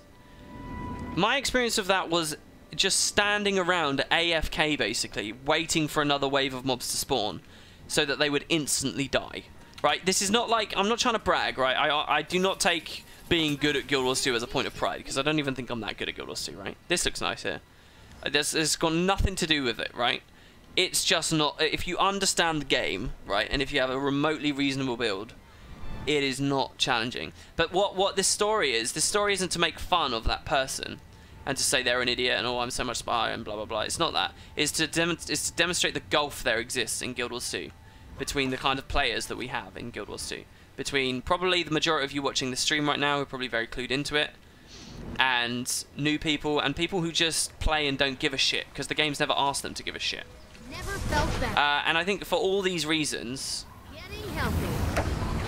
you'll never find anything meaningful in the story. Not unless they have an actual fundamental rethink about the way that they handle it, and they rework Corteria to tutorialize things properly, to make it possible to fail, to remember that they're actually a video game and not just a time sink. And I think that's a problem a lot of MMOs have struggled with for their core content. So anyway, I would just, my caution to you, dear person excited about POF and looking forward to getting into it, is you might be asking for trouble if you are looking for interesting content in the core story. You should look for interesting content in fractals, and you should look for interesting content as far as PvE is concerned, and you should look for interesting content in raids. There, those devs know who their demo is, and they will treat you like a princess. They will, you know, they will rub your neck, they will put your feet in a little vibrating bubble bath thing, they will moisturize you, they will lather you up, and they will prepare you for the time of your life. But core story, not so much. Invigorating. Still nothing about the Wizard's Tower. Yeah, maybe one day they'll do it. Will we get legendary armor through fractals? No, I doubt it. I don't know why PvE... Well, I do know why, because the majority of people play there and they put most emphasis on that. But PvE already has its set of legendary armor. And then besides, fractals lead into raids really beautifully. That one's especially cute. Rocket boots, rocket boots, rocket boots. Okay. So these got upgraded, guys. If we run the gadgeteer trait in tools... Gadget skills are overcharged and become more powerful. Overcharged gadgets have reduced recharge. So this has changed. The overcharge used to only proc after us. They took so many good tips and pointers from the community when it came to NG. I'm telling you. Gadget is so exciting now. So they just get overcharged. So if you watch here, right, when I don't have the trait on, it's just regular. When I put the trait on, boom, baby, it flips to the new version. I wish the icon was slightly different. This, what you're looking at here... This is... Even the Growler is smarter than the Svarnir. This is glorious. I can't believe this bug is still in the friggin' thing. This is glorious. This is original Guild Wars 2 trait design. The different traits were augmenting skills, like Ellie, Water, 4 would become Maelstrom and stuff. So this is so cool, right? So you got rocket boots. Let's just run all gadgets and I'll show you them all flip, right? The other thing, by the way, was rocket boots fundamentally changed to use the ammunition mechanic, so you get 2 charges, and then they slowly rebuild. So we've got utility goggles, personal battering ram. There is no utility elite, right? So the battering ram is launch a target. Oh, this is also on ammo. The CC is out off the charts. Utility goggles is Fury, Stun Break, and you can't be blinded. Oh, and it's Reveal. Wasn't that Reveal? I thought that was Reveal on the target. I guess not. Maybe that's when it's overcharged. AED. So when we overcharge them, watch, ready? Boom. Oh, baby. So it now heals more, I guess. It gives us Shocking Aura. Utility Goggles give us Might. Personal Battering Ram recharges, well, they all recharge faster. Launches further. Has become an explosion. This has become an explosion? Shit, that's cool. And applies burning and vulnerability and stuff because it's an explosion now? That's crazy, really? What? That's so fun. That's some cool build craft. There should be more of that. So you can make this into an explosion, which then synergizes with all of these other traits up here. That's really thrilling. And this gets a much further range on it and super speed, so this is super fun. A 1,200 leap. This is gross. This is like having Raptor leap without actually having a Raptor, just FYI. That's what this is. So yeah, we'll run around with this, and I was quite excited to see what it's like. Ooh, that one's especially cute. I don't know whether these ones get upgraded. No, they don't. Catch that, Royal? Do you think there is any hope for Power Reaper going forward? I want to think positive, but ... If they free up the budget a little bit more to reduce its sturdiness, like they did with the Shroud reduction, I think that you might see PvE them all willing to bump it up a bit. I think we could see that definitely. It looks like they made the first step, but I have less hope than I had before, I must admit. So I'm not actually very familiar with.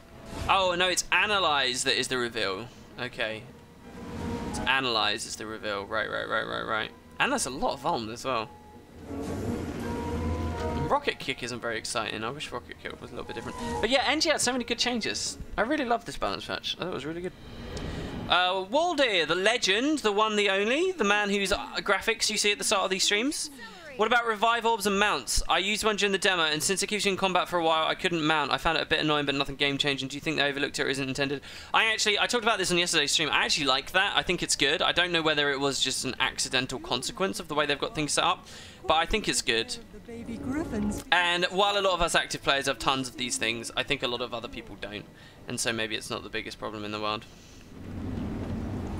I mean, I gotta be honest, guys. I think if anything, there is a little bit too much. The mounts are great and they're amazing and they're lots of fun, but when I think of in terms of replayability and truly feeling like I'm exploring the desert, and that balance of how the game feels on a mount versus off a mount, and that fear of Guild Wars 2 fundamentally changing, or changing more than I feel like it should because of mounts. And all, when I think about all of that stuff, I do feel like a little bit, maybe there's a little bit too much mounted action at the moment, just a little bit. And so stuff like the revive orb there, that means you're on your feet for just that little bit longer, and it gives you that breathing room to experience the true scale of the world, and maybe think about having movement traits and stuff, even if it's little whiles and stuff. I think all of that, not that they have no use anyway, because you can use them in combat, I'm well aware of that, but yeah, I think little things like that, I wouldn't have a negative reaction to that revive. I didn't have a negative reaction to that revival thing. Conchi Jason says, I'm starting to wonder if Reaper Shroud should be ditched in the second health bar and just lure it out, summoning an incredibly powerful weapon, similar to how Scourge will summon Shades as opposed to the regular Shroud stuff. I think that could work, yeah. That would buff the hell out of the... I don't know so much with Great... Oh, yeah, Greatsword probably as well a bit, but at least those Shroud abilities would get offensively buffed the hell up. But again, you're thinking pure PvE. You've got to have a broad perspective, man. That's totally... doesn't that basically kill Necro for competitive PvP? I'm pretty sure it does. You're reliant on that Shroud in so many ways. And in World vs. World. So you're suggesting you still have the Shroud mechanic. It's just you're spending it to summon the weapon kind of thing. The Scythe. So it'd be called like Scythe Shroud or something, right?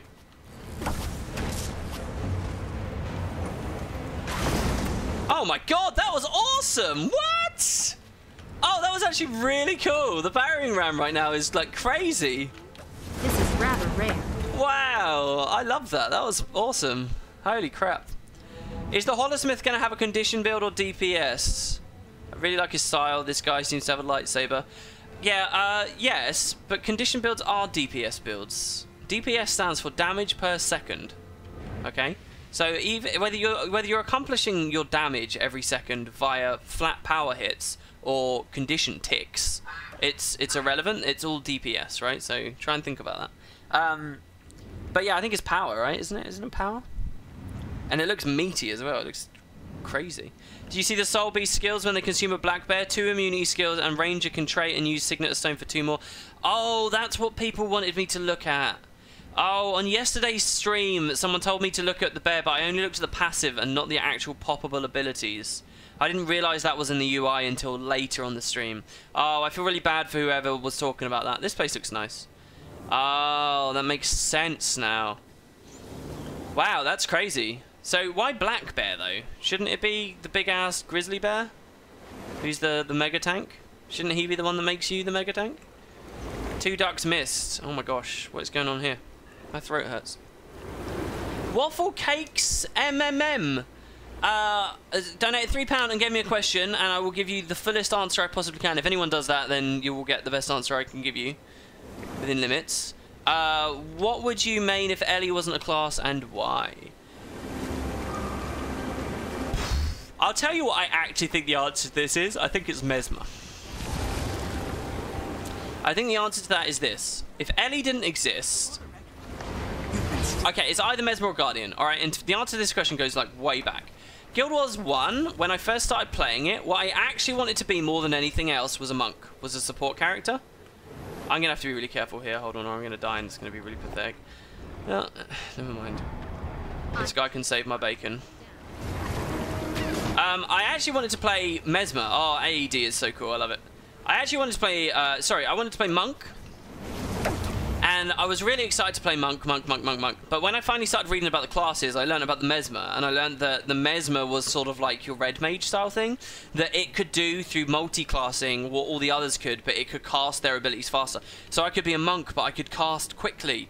And I would have that available to me. And I could also be a fast-casting fire dude if I wanted. And I could be a fast-casting necro-y dude if I wanted as well. So I picked Mesmer instead. And I liked the sound of the Mesmer more. It just seemed more interesting. So it was a very close decision. But I ended up going with Mesmer. And I played a Mesmer / Monk originally. And then I realised secondary didn't matter. And then finally I learned about Denial. And I learned about all that other stuff. And blah, blah, blah, blah, blah, blah, blah. So that's all fine. And that's how I became a Mesmer. So going into Guild Wars 2, I just wanted to remake my main, and I was going to main Mesmer again. That's all I cared about. But in the betas, when the Guild Wars 2 betas came out, I was like, do I really want... Do I want to spoil that for myself, or should I play something different? And I said, all right, I'll play something different. And I ended up playing Elementalist, just because it looked cool and the achievements and stuff. And I played a Dagger Elementalist. And I loved it. I loved Ellie. I loved it so much. But that was just a beta thing. And I was like, no, when the game comes out, I will be Mesmer. Mesmer. Game came out, I started playing Mesmer. And I found the tuning of the Mesmer and the play style and the way it felt to be so much less fun than Ellie for leveling at launch. And when there was no understanding of any kind of meta game or how dungeons would run or any of that stuff, the only thing I found fun about Mesmer compared to Ellie was having Portal. It was the only thing. And even then, a lot of the friends I was playing with were more preoccupied with just enjoying themselves and waiting around to arbitrarily go in my portal so I could get my jollies off every now and then, right? Which is perfectly fair. So I played about 3 days on my Mesmer, who is still on my account and is the oldest character on my account. And then I just remade my beta character, my Ellie.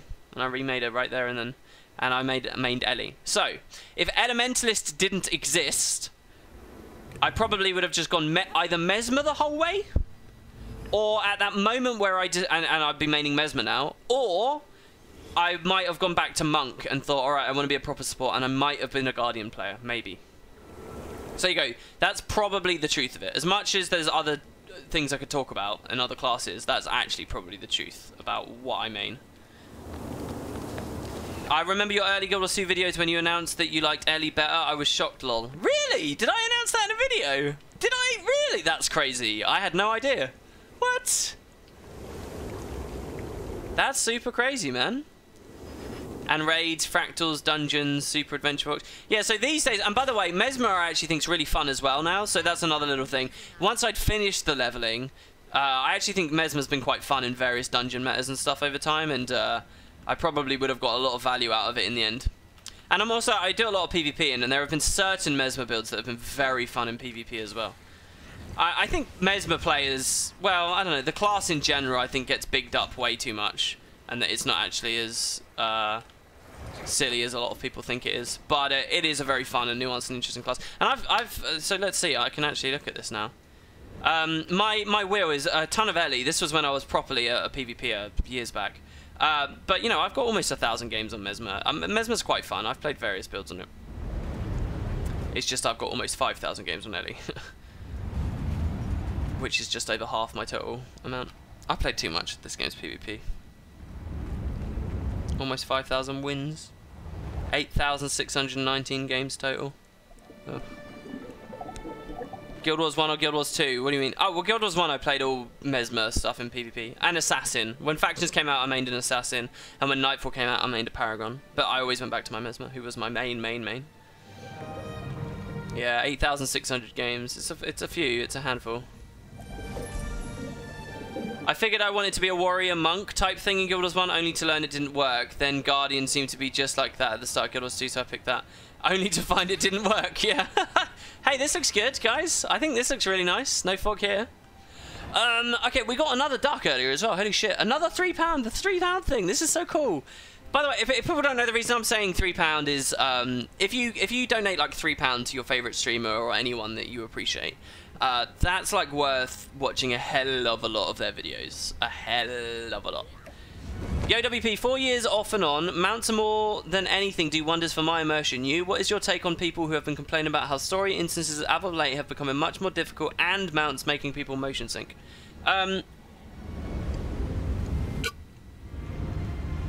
Okay, people complain about story instances are too hard.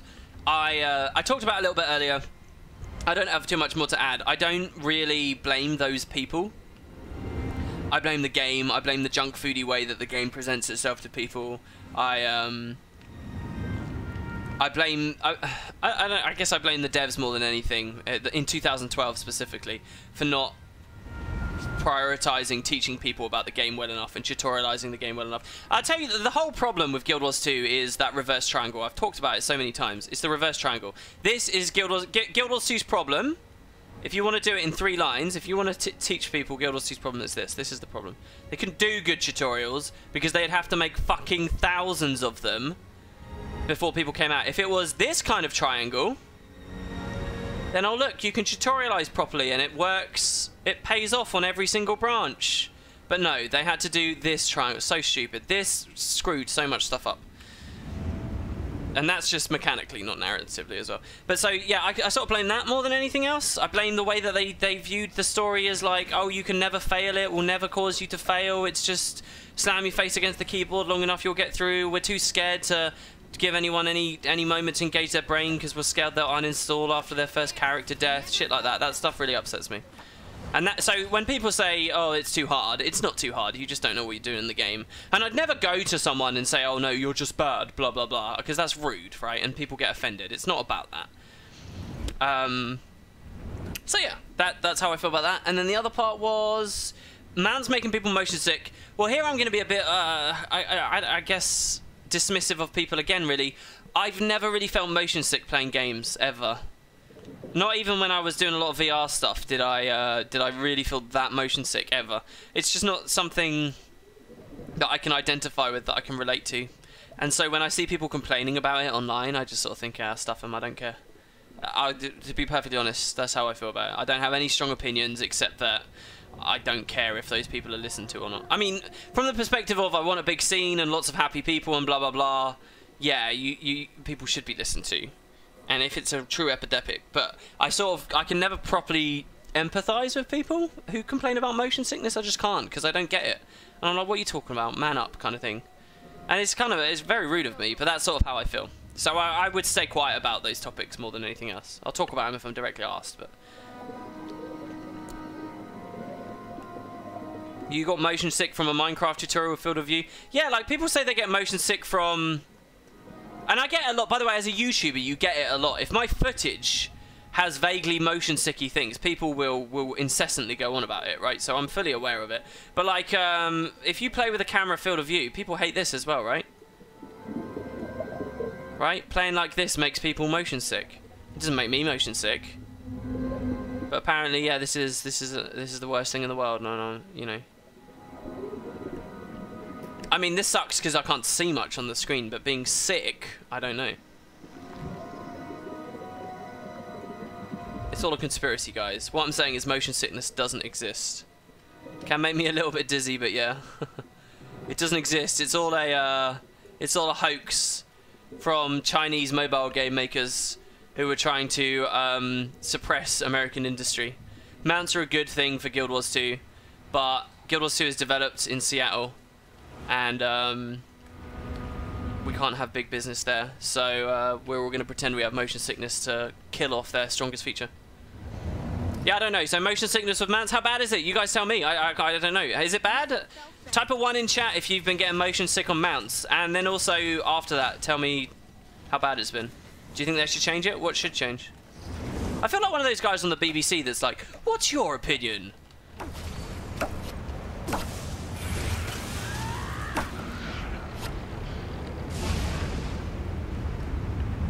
For me, it's drawing the line. One cannot account for every disability and all the variations in those disabilities. Yeah, so a similar thing is colorblind mode, right? Like, I understand people fight in their corners and fighting for what they want and what they care about. However, I'm not colorblind, and so whenever I see these constant things, how is it possible that Guild Wars 2 in 2017 still doesn't have a colorblind mode? How is it possible these developers don't care about, you know, you see threads like this, maybe not that bad, but with threads like that I just sort of don't care because I'm not colorblind. It's very rude, but it's how I feel. You think colorblind mode is a big deal? Over 10% of the population is colorblind, and that's fair enough. Snape. WP making a nerd voice for people with disabilities, LMAO. That's where you sort of twisted that a little bit there, haven't you, really?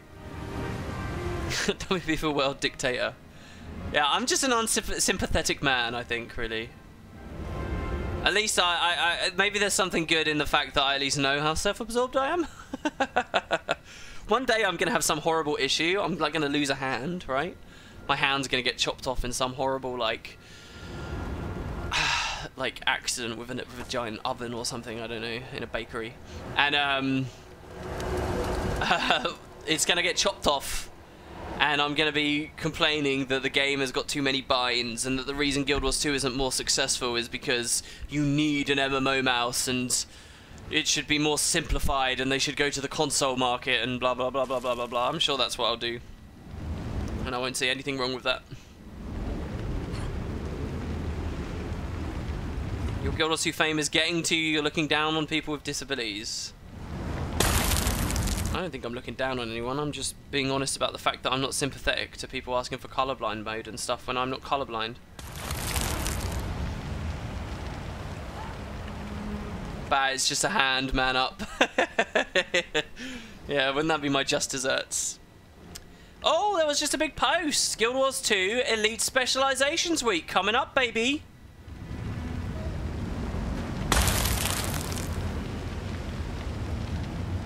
Oh, let's read it, shall we? Good link there, Kairos. It's a very short post. I think we're looking at a Scourge in the screenshot. Almost 100% positive. In the upcoming weeks, we'll be giving you more details on Elite Specializations, mounts, and the story you'll experience as you explore the Crystal Desert. This week's focus is on the 9 new Elite Specializations that you can unlock in Guild Wars 2's Path of Fire. Log in this Friday, August 18th to Sunday, August 20th to try out your favourites in PvP and World vs World during the Elite Specializations preview weekend.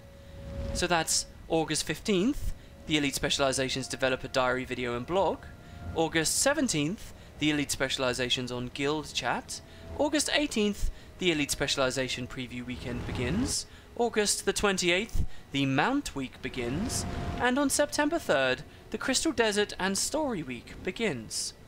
Don't forget, we want to see the best screenshots you took of your character's journey to the Crystal Desert during the PvE preview weekend. The Alonogram screenshot contest runs through August 20th. Sorry. There you go. So that's what they've got. What's Mount Week? Yeah, I don't know. Maybe they're just talking about mounts the whole time. See, I wanted to do a video that tells everyone everything we know about mounts, but if the devs are going to do first-party information, then I'll just hitch my wagon to that and do the videos as they release it. What is this voice? It sounds so familiar and stereotypy. It's like a supermarket kind of tannoy voice, and that's what I was going for. You should record some lines for ISIS. Very spacey. Sorry, I said ISIS there. You said... You said the International Space Station, and I read and understood the International Space Station, ISS, and what came out of my mouth though was ISIS. Jesus Christ, I don't know what I'm tired, guys. I'm tired. Hey WP, I got a question for you. Do you know how many hero points you need? No, I get that a ton of times. I don't know. You said the Crystal Oasis felt small because of mounts, being that you can use them in Corteria. Do you think that will ruin how the maps feel? Absolutely. And I think that the lack of an option to turn them off will also be something that was really going to wind me up. But we've done those same discussions a million times. It's the exact same discussion as with gliding. Perhaps more severe this time in my eyes, but the logic is already out there. The talk is already there. I don't need to keep running in circles on it. Isis is an Egyptian goddess. Yeah, I was reading a thread. People were talking about like names that have been ruined, like beautiful names, like lovely names. And I actually think Isis is quite a pretty name for a lady that maybe could have trended again at some point recently. A bit of a weird name and a bit of a kooky name. I'll give you that. I'm not sure I'd name any daughter of mine that, but you get what I mean. It's not a bad name, and now it's just ruined. What new elite specs do you predict being popular for raids? Probably, hopefully all 9. I don't have any predictions. It would be too hard and too silly to predict at this point. Hopefully all 9. The flavour behind them and the way that they're trying to be useful for raids is all very exciting to me. But whether they pull it off is, of course, a different matter entirely. Do you think they got quicksand somewhere leading to caverns beneath instead of killing you? I doubt it. I'm not sure how that would work in the engine. And we haven't seen any like super interesting change-ups like that. Oh, come on. Someone kill me. This is absolutely ludicrous. Kill me. There we go. Oh, thank Christ for that.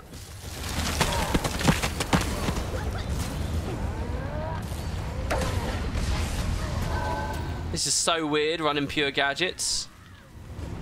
I'm going to be dead now anyway. I'm not going to be able to get that dodge in time. That's lame.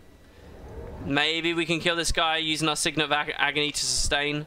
But we're on an NG. Oh,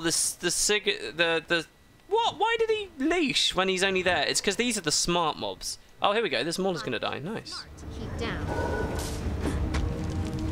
Yeah, there was a big AI thing on this map. It's funny we haven't seen more of it in use. Kill me, bitches. Oh yeah, I wanted to show you guys Minesweeper while I'm at it, so hold on one second. Let's kill this guy. So yeah, new fun trait, but then there's also Minesweeper, which means when you dodge, you drop three mines. So watch. We're gonna dodge backwards. We've got 3 mines, and he walks through them all and does a ton of damage to himself. No ICD on it either. You can only have 3 down at once, but what this means is, so for example, this Mauler here, we can attack him. Oh, he's dying too quick anyway. I was hammering my council cast weapon. So here, for demonstration purposes, we'll do it on this vet, right? Who hopefully won't kill us with the big thing. Do you want to come, buddy? I was just praising your AI, and now you do this. Fine, I'll kill you from range. Wow. Alright, this guy. We got this, guys. Here we go, look. Okay. No, what the hell? Why would you... I'm the one who attacked you. Here we go. Right? So you got 1, 2, 3. And just a couple... Oh, he's ranged, whatever. And then we can drop another 3. And then we can drop another 3 and another 3 and another 3. It's cool. I think that they should let you have 6 max out, really. Because situations like what I just did there are a bit lame otherwise, but still. We still don't have all the armor we need. That's a bit annoying. Yeah, we got super denied. Pretty lame, really. This is actually kind of gross, the CC that you get on rocket boots plus thingy combo now. Because you can go personal battering ram into rocket kick into personal battering ram. We're just killing mobs here to try and get the armor to become a Svanno. How to NG with WP.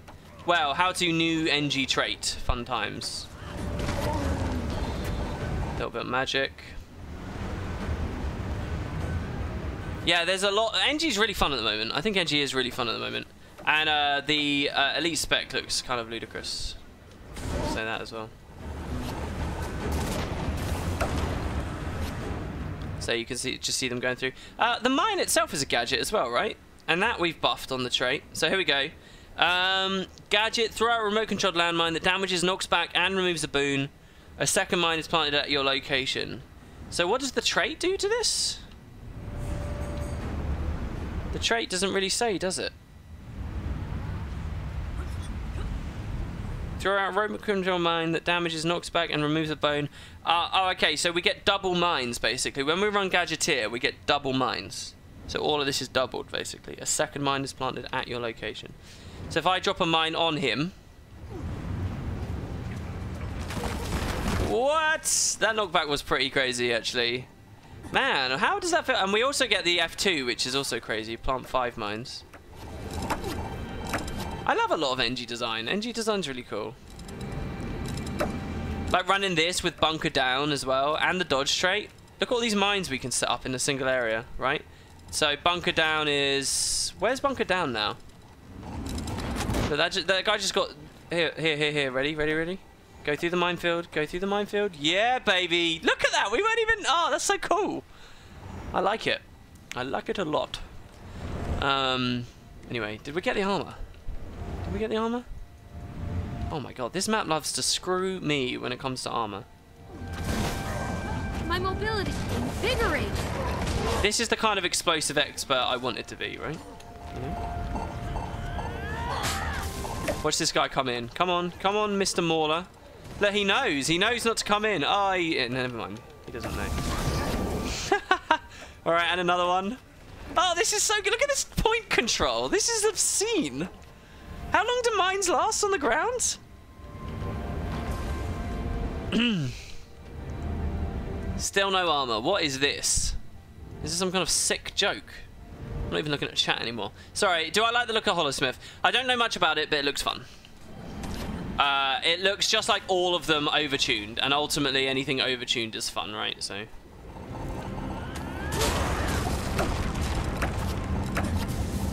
That's funny. There's only a couple of autos. Thing is, killing wolves isn't going to give us armor, so let's go back over there.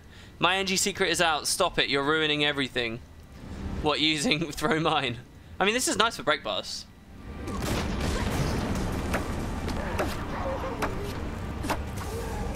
I wish the person who'd asked me before, like, what's the most, like, who we were talking about whether a class is fun because it's complex before. I wish that guy was still around. Man, the recharge seems really short as well. It's only 12 seconds. Look at these, look at this. This is absurd. I would hate to be this guy right now. Oh man, a little bit more boon strip as well, so you could get through more stab and just start doing that. That's horrible. Holosmith looks. People were talking on Reddit about the Holosmith, the apparent crazy mobility of the Holosmith as well, and that seemed quite crazy. I'm actually the unluckiest man in the world. How have I still not got this? Rocket boots, WP. What about them? We've been using rocket boots. Never felt better. What, you want me to pop them more?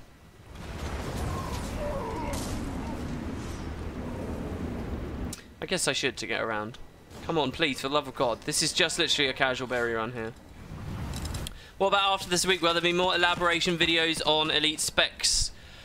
So, yeah, my plan is actually over the next, as we roll into the elite spec stuff, to start talking about them. I don't know, because I'm a little bit split right now, because I would love to actually have the demo out to be able to do the tooltips and the mouse overs for myself. But the videos will probably be more interesting before people can get their hands on it themselves, so I don't know. You'll probably see over the next few days I get some elite spec videos out. And they'll be like, they'll be as deep as I can analyze them without, you know, basically trying to predict metas and stuff. It will just be, here's what seems really fun about it.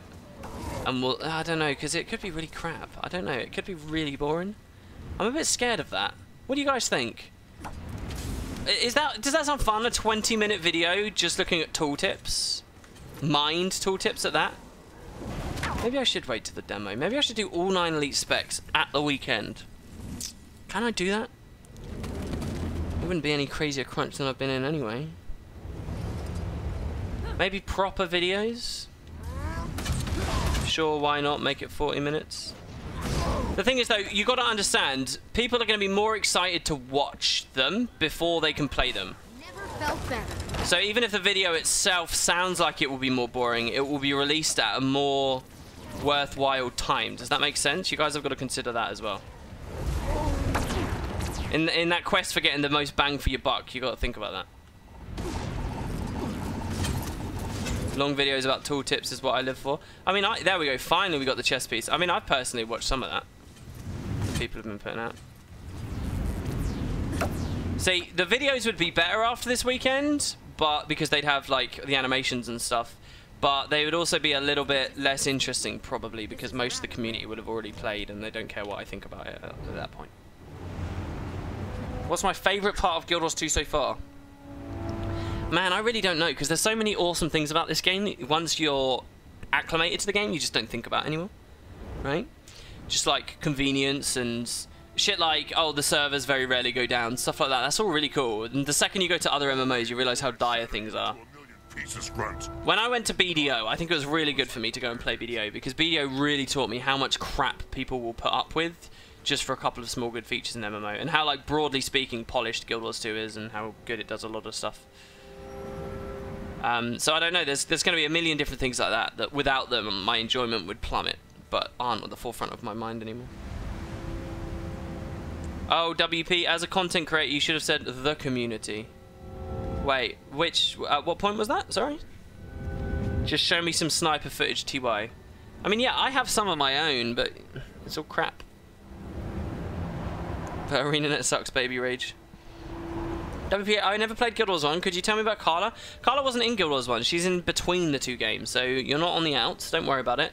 What they teach you about Carla in-game is gonna be what they teach you in-game. There's some stuff in the Char areas, obviously, already. Basically, though, in Guild Wars 1, when we dealt with the Char legions and the armies and stuff, there were no female Char.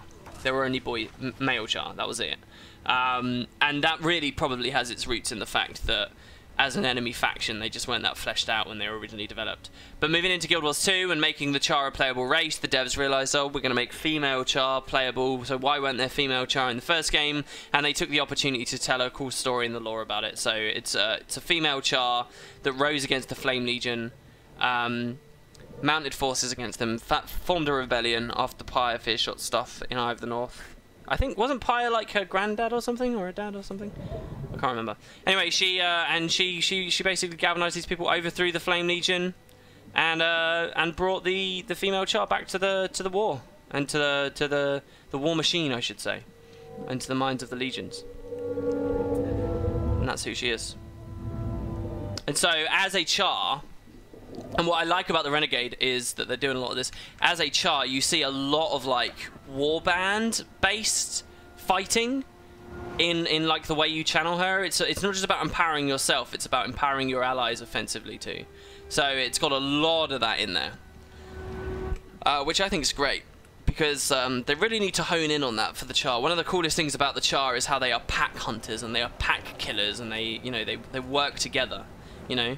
If you're gonna have a world where there's the Norn and the Char and all these other great mighty warriors and everyone's a fucking hero, you need to be very clear about where people's heroism lies. And in the Norn, it's their individuality and it's their strength alone and it's their independence and their badass ability to take initiative and take control on the, which in a lot of ways makes them great leaders, but they don't have much experience working in groups, which is something you see a lot with the Air story in in Destiny's Edge.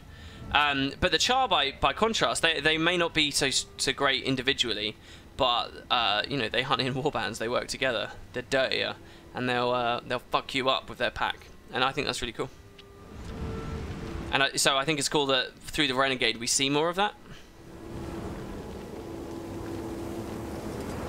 I thought the Char's strength was their liberal belief system. Oh, come on. Boom. Kicked him in the face. You can't keep a good man down.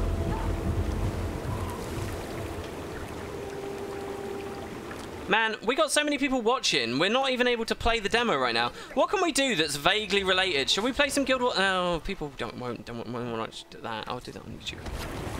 Is the legendary armor for PvE that hard to get? I don't think so, personally, but it does take time. They all take time. They're legendaries, so when I say I don't think so, that's through the lens of, hey, it's a legendary. Legendaries are hard to get, broadly speaking, compared to other items in the game. They should be. Then legendaries are not the be-all and end-all. They're not all you should care about. That's not all you should be going for. And I think you're asking for trouble if that's how you see them. It's difficult to get a legendary, but is legendary armor so much harder than all the other legendaries in the game? I actually don't think so, no. Especially not your first PvE set. Your subsequent PvE sets are like twice as long to get at least. But, especially these days, the community knows how to beat the stuff. They can carry you really hard and really easily in raid encounters and stuff. So. Make Guild Wars 1 have more viewers than Guild Wars 2? It depends who's live right now, but we could probably do that. Yeah, we've done that several times in the past as well. We can put it higher on the leaderboard. I almost don't want to do that though. People who have been watching a lot of my streams will remember some guy wrote this ridiculous thing on the Guild Wars 1 subreddit about sticking it to ArenaNet and how much he hated them because Guild Wars 1 was so awesome and they moved away from it, and the only way to convince them that they made a huge mistake and they need to come back to the game is to embarrass them into having Guild Wars 1 better on Twitch. So please, everybody start streaming Guild Wars 1, everybody start watching Guild Wars 1, just so that we can prove how much better Guild Wars 1 is than Guild Wars 2, and we're gonna make the devs so ashamed of themselves because their first game will be higher. Like, it was just so idiotic on so many levels. It was one of the craziest posts, and I still remember that very clearly. I'm sure a lot of people in chat still remember that very clearly. So now I'm sort of like, no, let's stream that. Yeah, Lint remembers that guy. There we go. See, Lint verifying it there. See, I'm not a crazy dude. These CCs are obscene. I love it. Never felt Even the throat battering ram is a CC. I know, it was a pathetic post. It was amazing. We sort of ripped into the guy, unfortunately, on that bit. This is quite curious as well with no fog. I gotta say, the more I experience this, the more I sort of don't like what turning fog off does. So I doubt I'll be doing very much of it. You can see the ambient occlusion is so thick right now as well. It just looks like everything's outlined almost. But I like that the tool's there. I don't remember that guy, but I remember you ranting about that guy. And now you'll remember it again. Reddit is a hive of villainy and scum. Not true. If you go to cutesy wootsy puppy doggo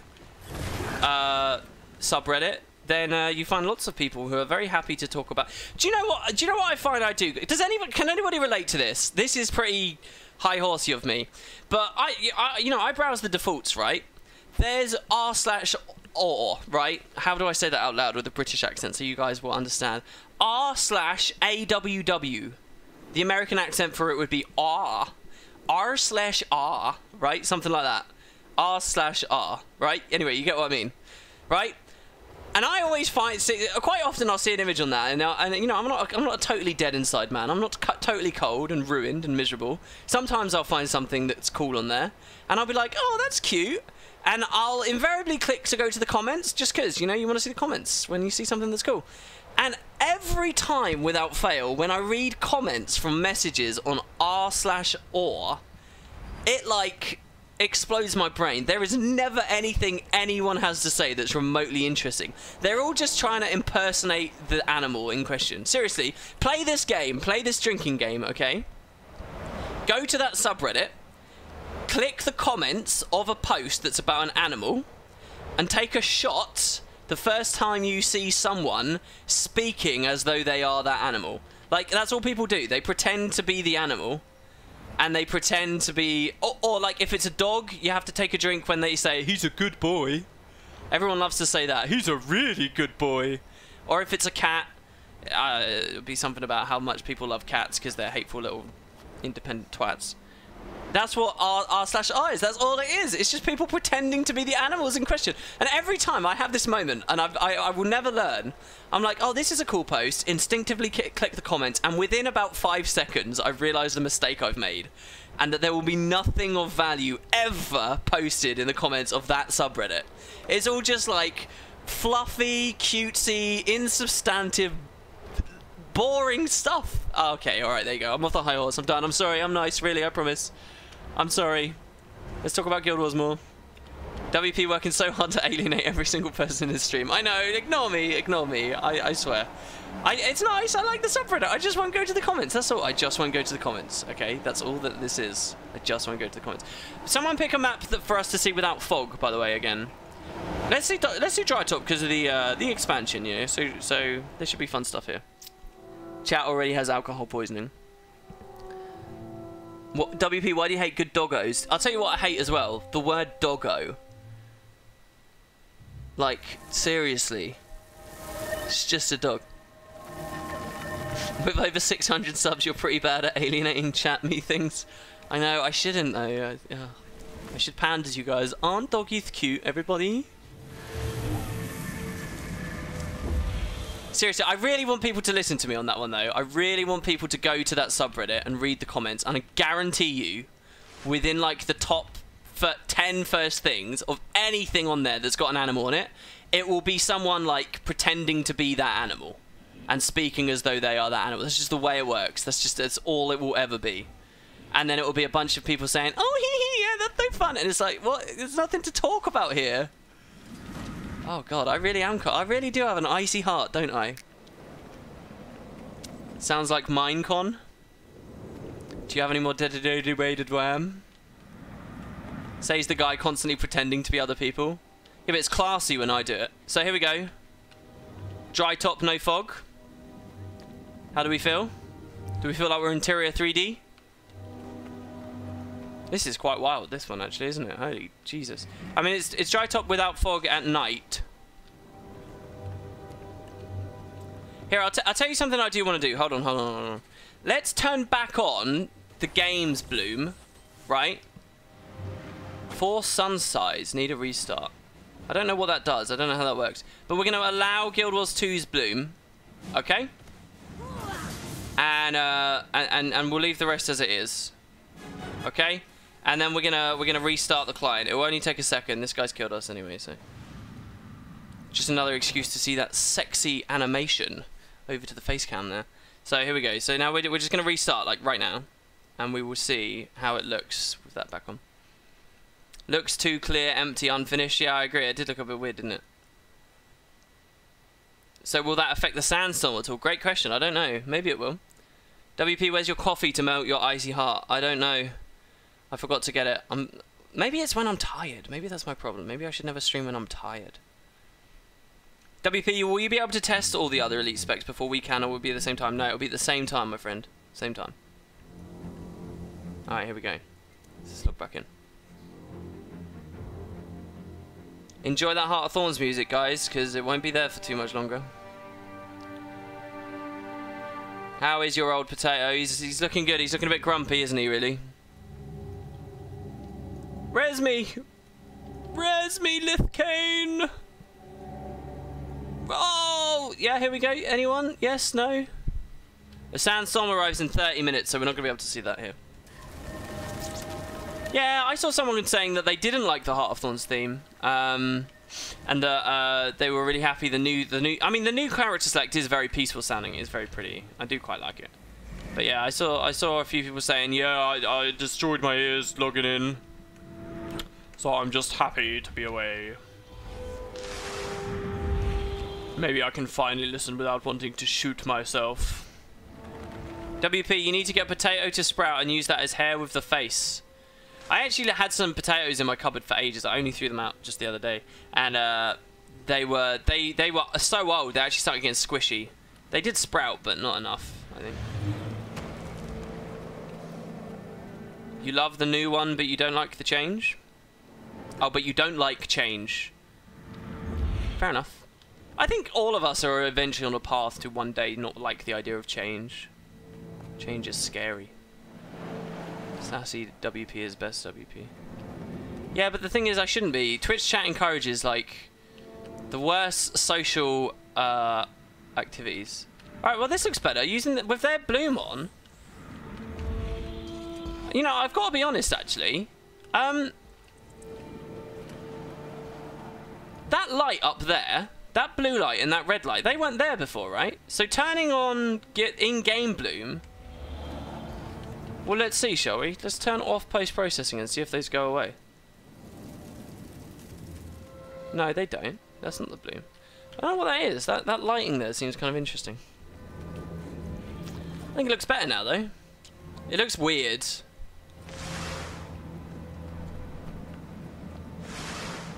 What? Oh, I wanted to get the view. Oh, it does look odd, doesn't it? This is dry top, no fog. What do you guys think? It's crazy, isn't it? So anyway, I'll do a video about this pretty soon, and I'll link you to the stuff. I just joined. What is that? Post-processing? Some kind of reshade? Yeah. It pushes the draw distance out. This Twitch chat, we couldn't change a light bulb without starting World War II. Hey WP, I've been back for a week now. Really enjoying Necro Reaper. I cannot find any good build up to date. Is Power Necro... Power Necro or Viper Necro is... Well, what do you mean by better? What is better for open world? Better literally comes down to your enjoyment. I can tell you that both are perfectly viable for open world. They're both capable of killing colloquials out in fields, are they not? So, go for it. I think probably Parasitic Contagion Condi Necro is more sturdy for open worlds, but a Power Necro can probably kill things a bit quicker in the open world and move a bit quicker in the open world. Well, no, not move. They both get the Reaper too, so yeah, I don't know. I think there's much in it. I like both. WP, what do you think of the Path of Fire OST so far? So far, I really like it. I hope that there's a lot more to it, though, than I've heard. I'll put it that way. So far, though, I do really, really like it. think it's one of the best things about it, actually, so far. Can we rocket boots that? What do you guys think? 1200 range? Oh, wait. These are... Oh, we're not even supercharged. What?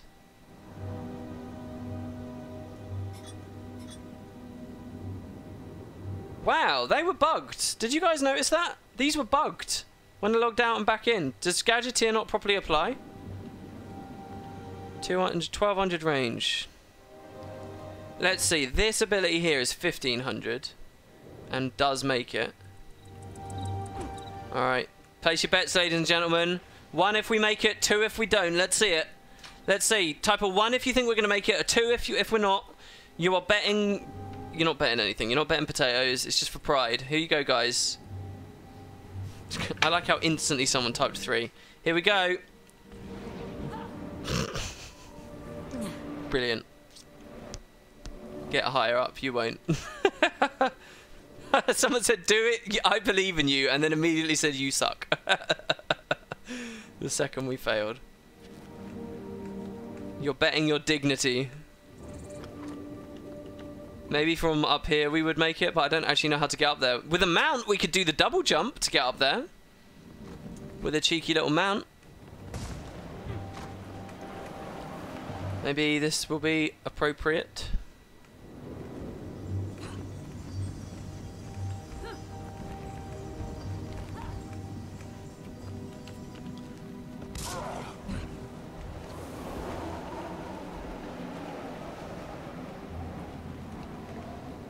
I gotta be honest, I'm not confident. I'm not confident, guys. I'm pretty sure this is it. Oh, so close! Double jumps are physically impossible. Well, if you jump off of the back of a mountain, it's equivalent to a double jump, basically. So you can kind of make it. For a moment, I was confused. I thought that child was someone on a mount. He's pretty big, isn't he?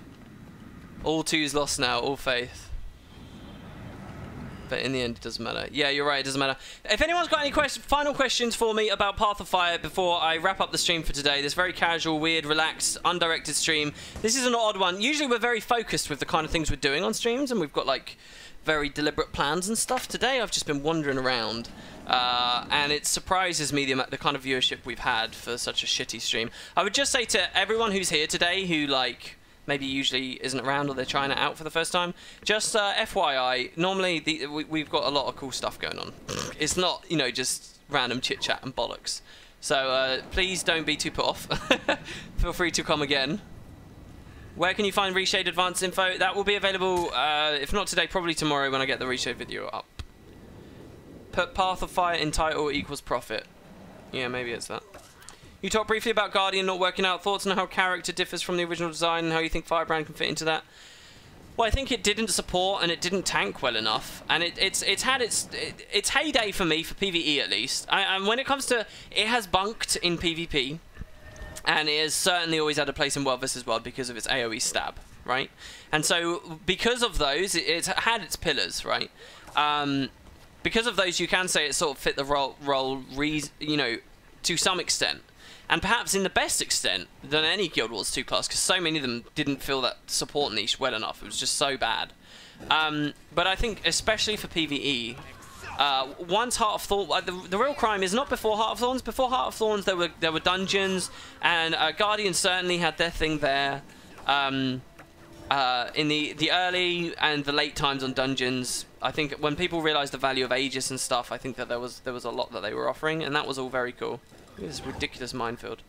But specifically I talk about Heart of Thorns, and I think that, yeah, it really, it's a real shame that as soon as there was really good PvE, like raiding PvE is really fun PvE, with proper roles and proper places for people to be in their builds and stuff, as soon as that happened, Guardian sort of really hasn't been able to shine in any of it, in my opinion. And it's been other classes that have been taking boss aggro, and it's been other classes that have been healing people up and stuff, and I think that sucks. I think that's a real shame for Guardian. So, and I think that Dragon Hunter, to be what Dragon Hunter was a mistake. I think the first one they did should not have been Dragon Hunter. It shouldn't have been this weird, like, 50% Paragon thing.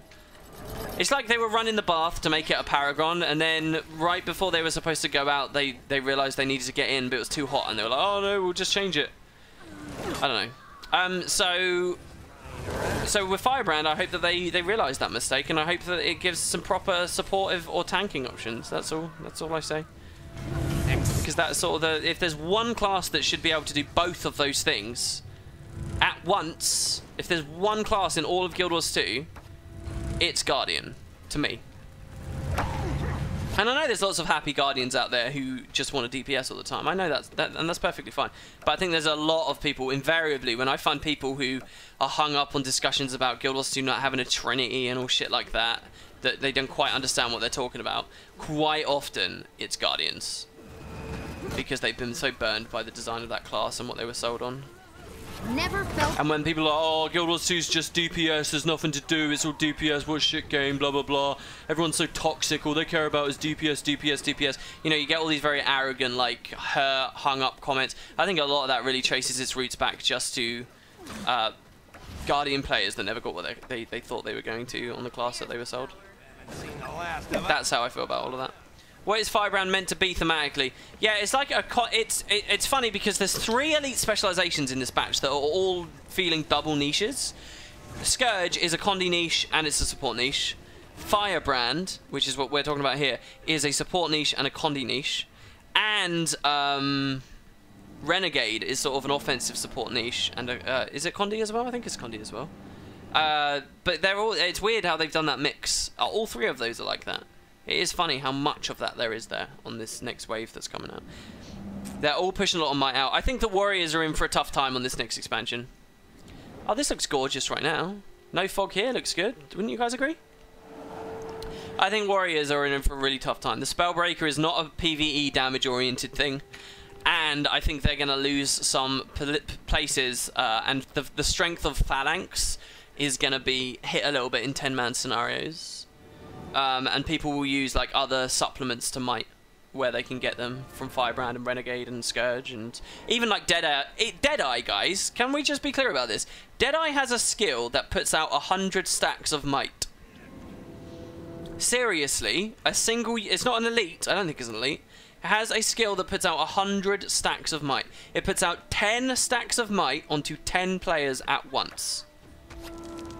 Yeah, so there's a lot of that going on, and I think that, you know, banners, the Warriors are going to have their place for banners, and that I don't dispute. I dispute that that's fun, and that's what Warriors are going to really be enjoying for the next 2 years. But that's why I think Warriors are going to be in a bit of a weird place. They'll have their place in Power Allies, banners specifically as 10-man things, but the whole thing is a might roll.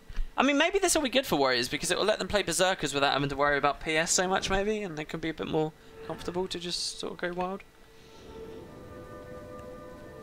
Yeah, so it's 10 times 10, so it's 100 might. What is your favourite Path of Fire thing we have seen so far? Favourite so far? Probably just exploring the new environment, I think. Probably that. I think that's very exciting. Berserker kind of weak. Yeah, I mean, it depends how they handle balance. But that's what I'm a little bit worried about. Spellbreaker, though, like, people might be lazy. I think Might Generation on Dagger is alright, and that might be good with Phalanx and stuff. I can't quite remember. One of us. Did you see something? Can you describe it? Has it been confirmed that mounts will come to World vs. World? I talked with some of my friends who play World vs. World, and they're very salty about the thought of adding mounts there. Yeah, I don't know. World vs. Worlders, man. Come on. Any World vs. Worlders in chat? Sort it out, mates. What are you doing? I can never get any fucking... I cannot read the room when it comes to World vs. World. I just don't know what the dick people are talking about. I literally, within the space of one day, went from one thread where people were saying that gliding was amazing in World vs. World and the best thing, to another thread where people were saying that they hated it, to another thread where people again were saying that they loved it in one day. These are all active World vs. World players who all had different feelings about the gliding at the same time. So I don't know. If you like gliding coming in, maybe you like mounts. If you didn't like the gliding coming in, maybe you'll hate mounts. I don't know. There's no consensus, really, is there? Or there's no pure consensus. There's no such thing as a pure consensus. But there's more of one in the other game types. World vs. World is a scary and grim place. I don't know what the balls people want. I think that mounts might be an interesting idea, though, with the territory system that they've got in place now, where if you don't own territory, you can't glide. What if that applied for mounts as well? If you don't own the territory, you can't be on a mount, so you have to travel on foot speeds when on the offensive. Mounts allow people to defend a little bit more readily, or do Wild versus Wilders like that. I haven't got a solid clue. But then also, just as gliding did for the desert borderlands, I think mounts will open up the desert borderlands a lot also. And also the prospect of adding a third borderland, a jungle borderland or whatever. That could be a thing as well, that they could design it for mounts too.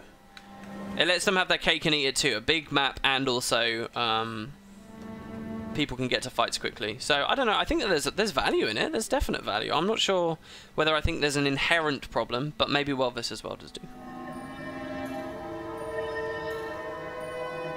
Quote from World vs. World players: "We don't get any love, but please don't change anything." That's brilliant. That's cool. Did you just invent that, or has someone been saying that recently? I think that's a very funny quote.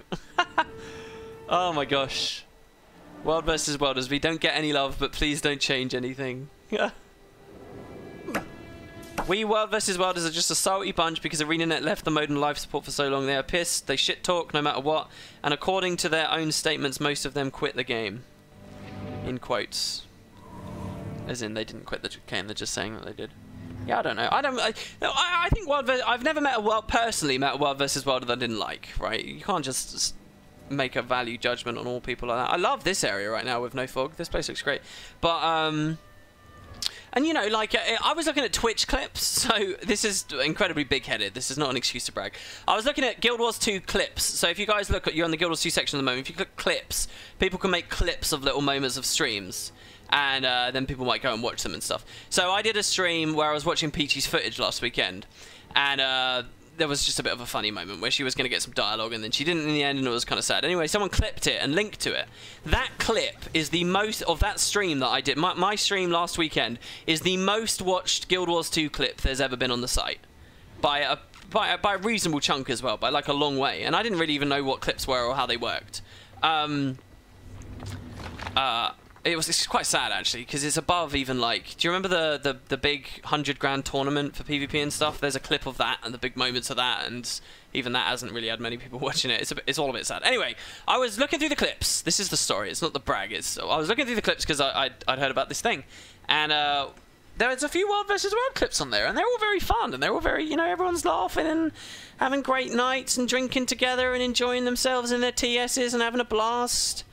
And it's all very funny, and, you know, so clearly they're getting something out of it. I don't think everyone just hates the game perpetually. I just think that there's not a consensus on what would be good for it. I don't think Wild vs. Wilders are very... The game type doesn't make it clear what the game type needs, if that's the right way of putting it. Yeah, Peachy did ask for my permission to make the no a donation sound. I haven't heard it, though, so I don't know what that's like. I think this is great right now, by the way, guys. This looks really good, no fog. Or maybe it always looks like this? I don't know. That certainly you can't always see, surely. I think that's also a bit true for every game mode. Definitely that's a bit true for every game mode. But I would say it's very true for Wild vs. Wild. Like, broadly speaking, we know that PvEers want more regions of the world to explore and continuation of story. Right now, that might sound really fluffy, and like it doesn't even get you that far. But that's already further than World vs. World. World vs. World, they don't even know if the community wants a new map. Do you get what I mean? There are people in the World vs. World community that would still like the Desert Borderlands to be deleted. You know? And it just to be pure Alpine Borderlands forevermore. So, it's, you know, even that, it's like, just fundamentally, it's like, what do people want? Harker says, I love your voice, Wooden Potatoes. I've got a lot of compliments on my voice today. Maybe I should use this shitty mic more. What is it? Do I still sound pubescent at the end of the stream here, guys? Did you see Law? Sorry, do you know big World vs. World streamer that you'd recommend watching? Or should I just go fishing? I would much rather recommend you go... First of all, I'm shit with the World vs. World scene, so you shouldn't take my advice on anything anyway. But I'd also just recommend you go fishing, because there's a lot of small streamers out there who really deserve viewers.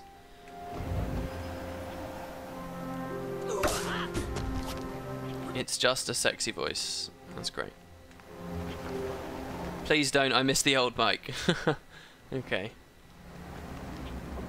WP and his shitty mic equals Liquid God. That must be why I got a couple of donations earlier, because of the sexy voice syndrome. SSS. Sorry, SVS. just sound more manly or British, perhaps both. Accelerating. Which was my favourite Doctor from Doctor Who? Well, the Tennant era was the only one that I really followed, so I would have to say Tennant, but it's not so much a favourite as only exposure. Go ahead, hit me. No EP, manly. Deadeye is bound to make World vs. World a much better place. This spot. I mean, what you're tapping into a little bit there, though, is an interesting discussion. What if all the World vs. Worlders want and need are balance changes and new specializations? But the thing is, they were given that, and then that was declared as the game mode being on life support, so... Clearly just balance is not what they want. They want more than just balance. Right now, if Desert Borderlands is your home for the week, you basically lost the matchup because nobody wants to play it. I've never understood that, though, because if nobody wants to play it, surely that means if you put the effort in to play it, you win without any major fighting back. I think Wild vs. Wild SPVP players are impossible to please. I don't know, though, because SPVP players, do, you know, everyone will fight for their own game mode, and that will translate into complaining online. Everyone will do that, that's fine. But PvP players, I feel like there's a bit less of it. There's less of a feeling that they have been neglected for years. PvPers at least know that they've had a couple of champions at that company. And PvPers know that there's been a lot of money spent on them. And PvPers know that the devs have tried very hard to make PvP into something. And they may all have their, you know, reasons as to why they think that it's not worked, and then levy that blame back onto the devs. But they at least know that some intent has been there. I think for World vs. World, people are a little bit more vitriolic because they don't even have that. From where I'm sitting, looking in on the outside, sort of to both.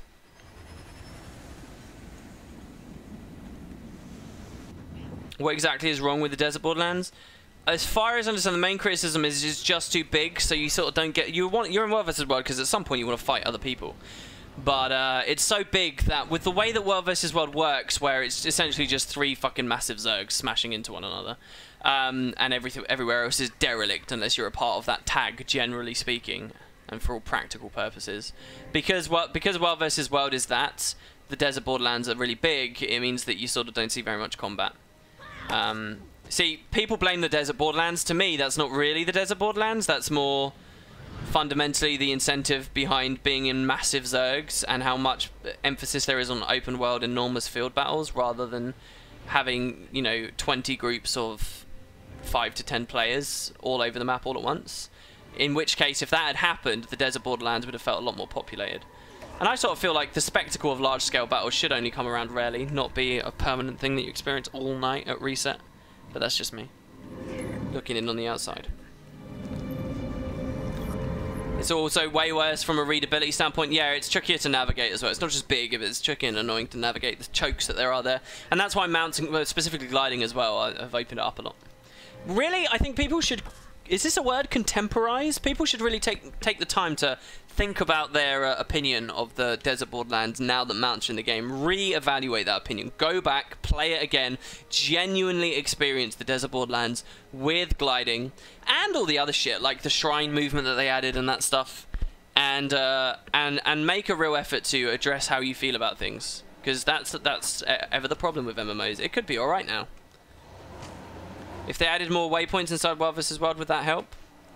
It would I don't know. I'm not going to pretend to know how to incentivize things or what the balance should be or any of that. I've got no idea. Yeah, and B-Boy's talking about something that I very much believe in too. World vs. World to me is not even meant to be competitive. World vs. World thrives on asymmetry and winning because you outnumber people and winning because you have better gear and winning because you've spent more money or time or preparation. That's what World vs. World winning is to me. And that's why it's different to PvP. World vs. World isn't different to PvP because it's large scale and PvP is small scale, but they're both competitive. I think that's bullshit. I think that's absolute nonsense.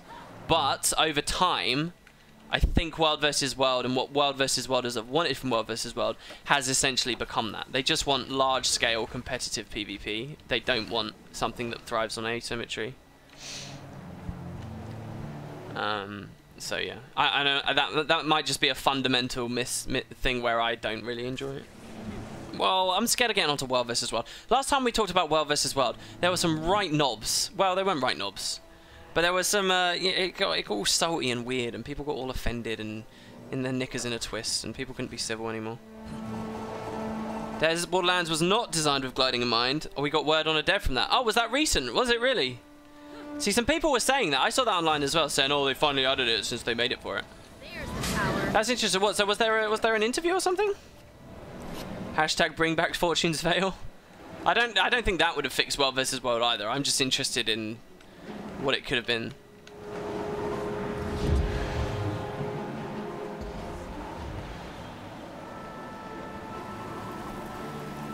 Whenever you give Desert a chance, you just walk around alone for 10 minutes and get bored, so go back to Alpine or EB. Yeah, it's funny because I get that experience in Alpine and EB as well myself, quite frequently. I think a lot of people probably do. Really? It was just something I felt since it was released with Heart of Thorns and had so much verticality. Yeah, you're not alone. I have heard people speculating that it was made with gliding in mind. I'd never heard it had been confirmed to not be that. God, my words. Alright guys, listen. As much as I've loved the discussion, I am knackered. We've been going for well over 2 hours now. 2 hours, 50 minutes. Almost 3 hours of just random chat and nonsense and fun stuff. I want to thank, again, anyone who donated today, and particularly those subs and things today. You guys are awesome. I saw Welk was in chat earlier, so I will ask him about emotes and things, and we will try to build stuff up.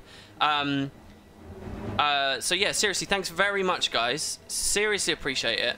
And I will see you next weekend for more streams. Until then, though, in the interim, there'll be lots of YouTube videos going up, including details on this Reshade setup that I've got here, and all that other fun stuff. So, thank you all. Hope you all enjoyed. Oh, stay a few more minutes to see how the sandstorm works. Oh my god. Fine, 4 minutes. 4 minutes, we will stay. I looked at that when it was half an hour waiting. Half an hour, and I was like, I'm going to log off in a second. Oh my god. Well, someone give us something to talk about then. That's so rare that someone in chat can fully convince me just to stay. This is weird. What's going on here? Why is there like paint splattered on the ground? What is going on with this? Is this supposed to be like water that's splashed on it and it's going all weird? Dominus. Shield, Discord, and the lottery. Oh yeah, if you are here, guys, right at the end, we're doing a lottery giveaway for 5,726 ectos. That will continue rising the more of you that join it. So 5,726 ectos. If you want to win all of those, well, not all of them, a lot of those, because there'll be a second place and a third place. There's more than one winner. If you want to join the lottery, there are details in chat, and you don't have to be present at any streams or any of that fun stuff. So there you go. My mod told me to plug that. And Discord as well. If you're looking for friends, if you're looking to hang out with people, if you're looking for an in-game guild, all of that fun stuff, just join the Discord and say hi to people. You don't need an account or anything like that. What do I think about using mounts in Corteria? I think it's cool, and I'm looking forward to doing certain things like riding around on the skimmer and watery areas and stuff. I think it will be interesting. I think it's the logical thing for the devs to do because they'll earn a lot of money on people who are seeing them and being like, oh, okay, I'll buy Path of Fire, then like free-to-play players. I think that's all well and good. I've seen that in various areas of the game. I don't know if you guys have noticed, but they have disabled mounts now. We talked about this on a recent stream. I've seen it firsthand now, though. So I think that's all fine. I'm not that excited. I mean, I'm pretty excited. I am pretty excited. I'm not like crazy over the moon. I was very surprised during the post show and the week after it, which was just basically this most recent week that's just gone. I was really surprised at how insanely enthusiastic the broader community is about it. The broader community loves Corteria mounts. They are absolutely potty for them. People were wetting themselves, like squealing like little schoolgirls. People love Corteria mounts. And so my answer to your question is, who the hell am I to stand in the way of that? With that kind of outpouring of love for it, then hell yeah, ArenaNet should do it. Not that I would want to stand in the way, but yeah. Corteria mounts equals easier farming. Easier key farms and gifts of exploration. Yeah, no, so I think it's smart, and I was surprised at how much people loved looking for it. It was a question that came up a great many times. Oh, I was hoping I could get into the glide really quickly there. Doombox finally hyped up Guild Wars 2. Yeah, I saw his video. That's actually in the competition. Definitely one of the better ones right now. I'm very curious. I talked about this on a recent stream. I'm very curious about what Brazil's entry is going to be, because he seemed very confident he could not only get top 3, but that he might even win. So we'll see what he has to say about that. Oh, whoa, whoa, whoa, whoa, whoa! Come on, stay up there, man. Stay up there. What you have to do is stay up, and I will support you with mortar kits. Oh, is he going to be pure zeros just because I'm not over there? Ah, that's interesting. When did they do that? Curious. I guess I'll have to stand here then. Oh, do you know what we should have ran? Turrets? Turrets would be so amazing at this point. I was jumping! What is this? Oh my god, and again I was jumping! Oh my god, I'm gonna get CC'd off. You will not enjoy this.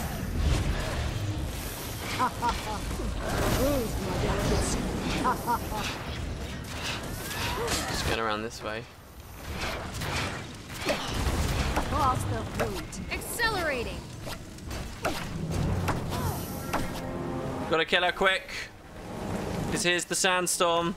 Okay, so the sandstorm... So I guess they do draw in the draw distance on the sandstorm then, don't they? And disabling the fog. Never felt it. You are good. Yes. Wow, this is really crazy. This is really interesting. So disabling the fog makes the sandstorm look really weird. So these black lines, let's just be clear about this. The black lines are just ambient occlusion, which we can turn off, right? Shit, I just got a great idea for a video. See you in a week, says Sinterklaas Jaeger. Oh, did you now? One person, by the way, someone has done a video on the competition. If you guys go check out the competition entries, someone has done a video which is their mum playing the game, and I think it's amazing. So there you go. That's what the sandstorm looks like. No fog. Maybe you guys like it. Maybe you don't. Maybe you think it looks more realistic. Maybe you don't.